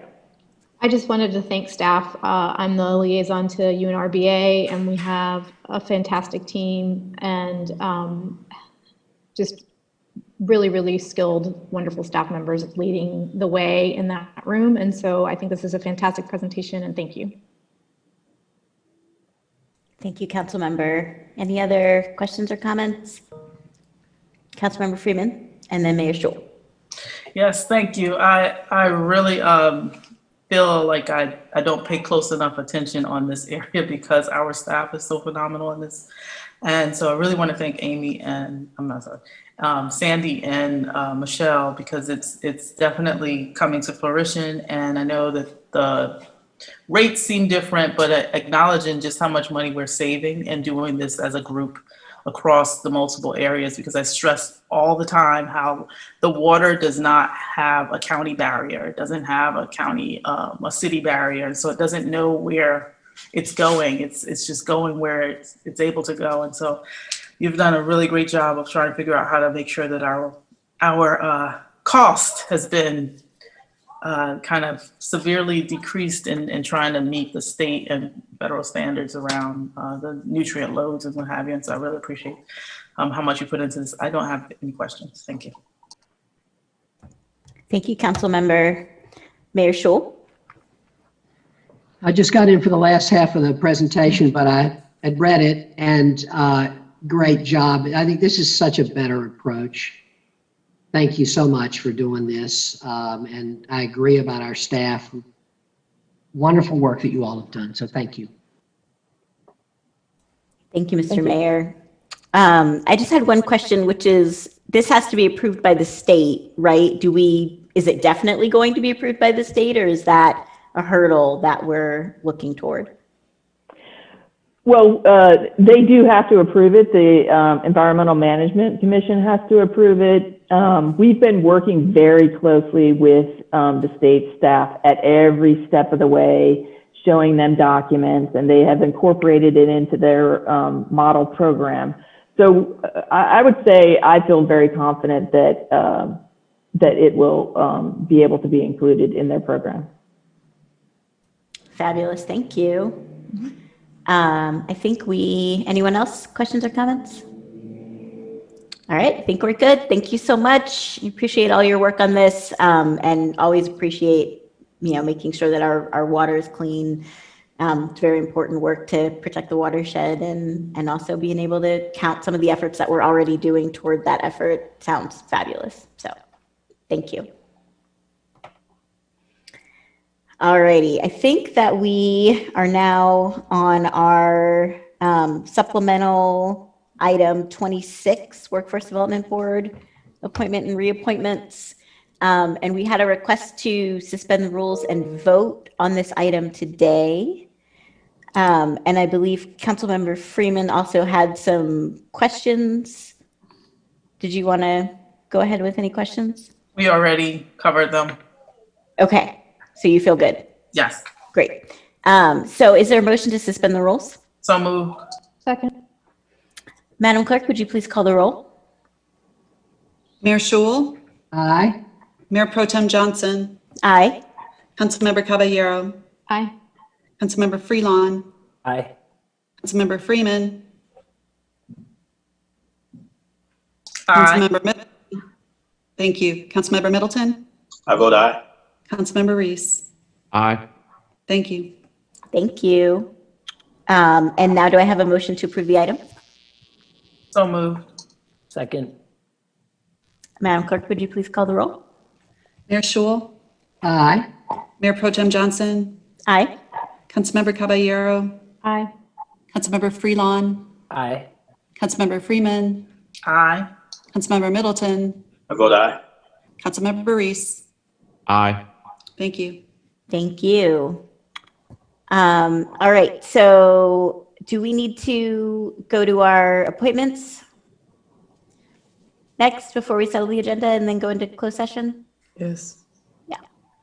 So Madam Clerk, could you give us a report on this? Thanks. Sure. For the Human Relations Commission, the council has nominated Emily Lofton for the position of Caucasian non-Hispanic female, And there was not a unanimous decision on the African-American male. We have Tarek Willis, who was selected by 3 council members, and C. Dwayne Hinnett by 2 council members, and Kevin McIver by 1.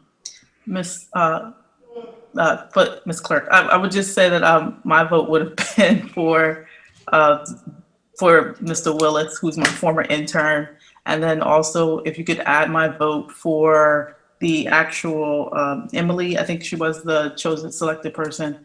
Okay. And I just want to note that the shift and change, I know we're virtual and everything, but I want to make sure that we're I guess keeping some continuity, because I'm usually not on email every day. And so just noting, I think this week there were quite a few, just to note there was a cutoff at 12 noon today or what have you. I didn't get that till about 12:30 today, get to my emails till about 12:30 today. So I just want to make sure I put that out front and let folks know if there's going to be a shift, if we could just make sure that it's here, that we make those shifts, that would be helpful. Okay. So I think that the balloting, Madam Clerk, could you just let us know what day you're sending the ballots out for the boards? Yes, we spoke about this before, and it was agreed that I send out the ballots on Monday and Wednesday. In actuality, I've been sending them out Monday, Tuesday, Wednesday, and Thursday. So there were 4 emails that you sent with this ballot. Yes. Could you also let us know the rationale for the 12 p.m. deadline? So that we have time to collect all of the votes and figure out which person's been appointed. Just gives us some administrative time. Before the meeting? Mm-hmm. Okay. Do folks feel comfortable with this as the process going forward, or do people have suggestions for changes? I know that I'm probably one of few who work full time and doing multiple areas and everything. So I'm not trying to make this shift specific to me, but it would be more amenable just to leave it open until at least mid-meeting would be helpful. Councilmember Middleton. Thank you, Madam Mayor Pro Tem. Yeah, I don't have a problem with the process. I think that the clerk's actually done a pretty good job in giving us multiple opportunities. And if the 12 o'clock, I mean, I've never received any punitive action for not making it by the 12 o'clock, deadline. If I've had to do it in the meeting. So if I guess if we can do it by 12, and that would help them administratively, I don't have a problem with that. But it's absolutely painless if we don't do it by 12. I mean, I've never suffered any backlash by not making it. So, but I just try and make an effort to do it. So I have no problem with it at all. Thanks. Thank you, Madam Mayor. Thank you, Councilmember Reese. Thank you, Madam Mayor Pro Tem. I have been guilty, as Madam Clerk knows, of missing that 12 o'clock deadline on the day of work session. I'll say more than once, although today I was a very good boy. And I think I entered mine in at about 11:45 or so. I felt very proud of myself. But I have definitely gotten the prompt from our amazing clerk, and after 12, at that point, have just emailed her my selections. The cutoff is not a cutoff to vote; it's a cutoff for the online balloting system to work. I think that seems very reasonable. Just because I have, unfortunately, often cruised right past that 12 p.m. deadline myself. And there are still lots of ways to get our preferences to the clerk so that we can have these tallies at the appropriate time in the meeting. So totally, Councilmember Freeman, totally understand where you're coming from. I am guilty myself, just so that we all know that none of that prevents any of us from stating our preference on these appointments and having them counted at the appropriate time. Thank you, Madam Clerk and Madam Mayor Pro Tem. Thank you, Councilmember. Any other thoughts on the board balloting process? Councilmember Freeman. Just noting, I was just trying to keep it in the same vein of how things worked when we were in person. So that was all. All right, so I think we have generally a majority of folks who are comfortable with the process as is, and confirming that everyone knows that if you miss the deadline, that you can email your choices to the clerk at any point before we hear the agenda item. Is that correct, Madam Clerk? Accurate. Thank you. All right, great. Thank you. And I think, I'm sorry, we jumped to this, but we have one more to announce. We do the Mayor's Council for Women Civil Rights and Justice Sector position. Krishimia Ramirez has been nominated. Thank you. Thank you. All right, I believe we're Congrats, ready. Shay, you did it. I believe we're ready to settle the agenda. Where's our magic Wanda? There she is. Good afternoon, Mr. Mayor, Madam Mayor Pro Tem, members of the City Council. I have for your next City Council meeting for consent items 1 through 17 and item 27. And for GBA public hearings, I have item 20 through 25. Thank you. Thank you. Can I have a motion on the agenda? So moved. Second. Thank you. Madam Clerk, could you please call the roll? Mayor Schewel, Aye. Mayor Pro Tem Johnson, Aye. Councilmember Caballero, Aye. Councilmember Freelon, Aye. Councilmember Freeman, Aye. Councilmember Middleton, I vote aye. Councilmember Reese. Aye. Thank you. Thank you. All right, so now we need to go into closed session for an attorney-client consultation regarding pending litigation. Is that enough for the motion, Madam Attorney? We also need to state the name of the case, Madam Mayor Pro Tem. The name Got of the it. case is Daryl Howard versus City of Durham, and the file number is 117 CV 477. So moved. Moved as stated. Moved by Councilmember Freeman, seconded by Councilmember Middleton. Madam Clerk, would you please call the roll? Mayor Schewel, Aye. Mayor Pro Tem Johnson, Aye. Councilmember Caballero, Aye. Councilmember Freelon, Aye. Councilmember Freeman, Aye. Councilmember Middleton, I vote aye. Councilmember Reese. Aye. Thank you. Thank you. All right, we are going into closed session. Thank you, everyone. Madam Clerk, will you let us know when we are good to go? Sure, I'll let you know. Thanks.